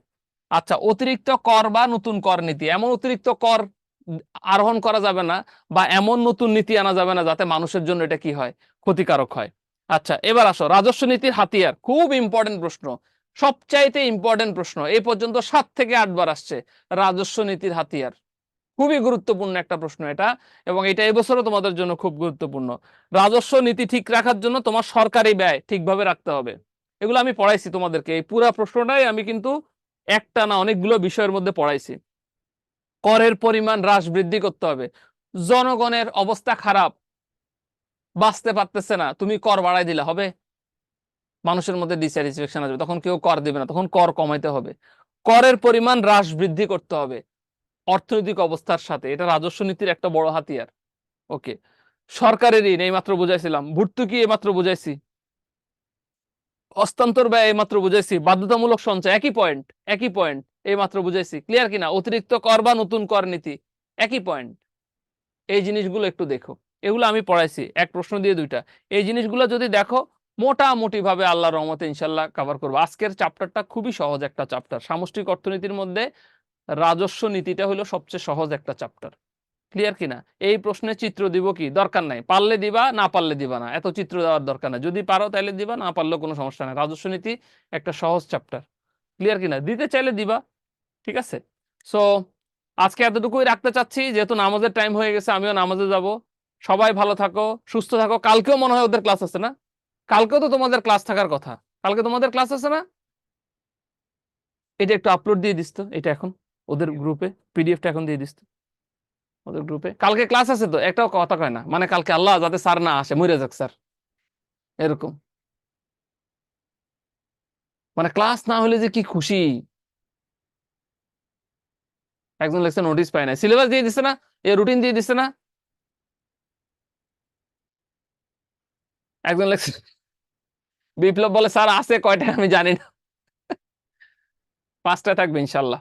কালকেও ক্লাস আছে ইনশাল্লাহ, আমরা কালকের ক্লাস করব, পিডিএফটা এখন আপলোড দিয়ে দিবে তোমাদের, ঠিক আছে? কয়টায় কালকে, কয়টায় কালকে কয়টায় দিছে দেখতো ওদের ক্লাস?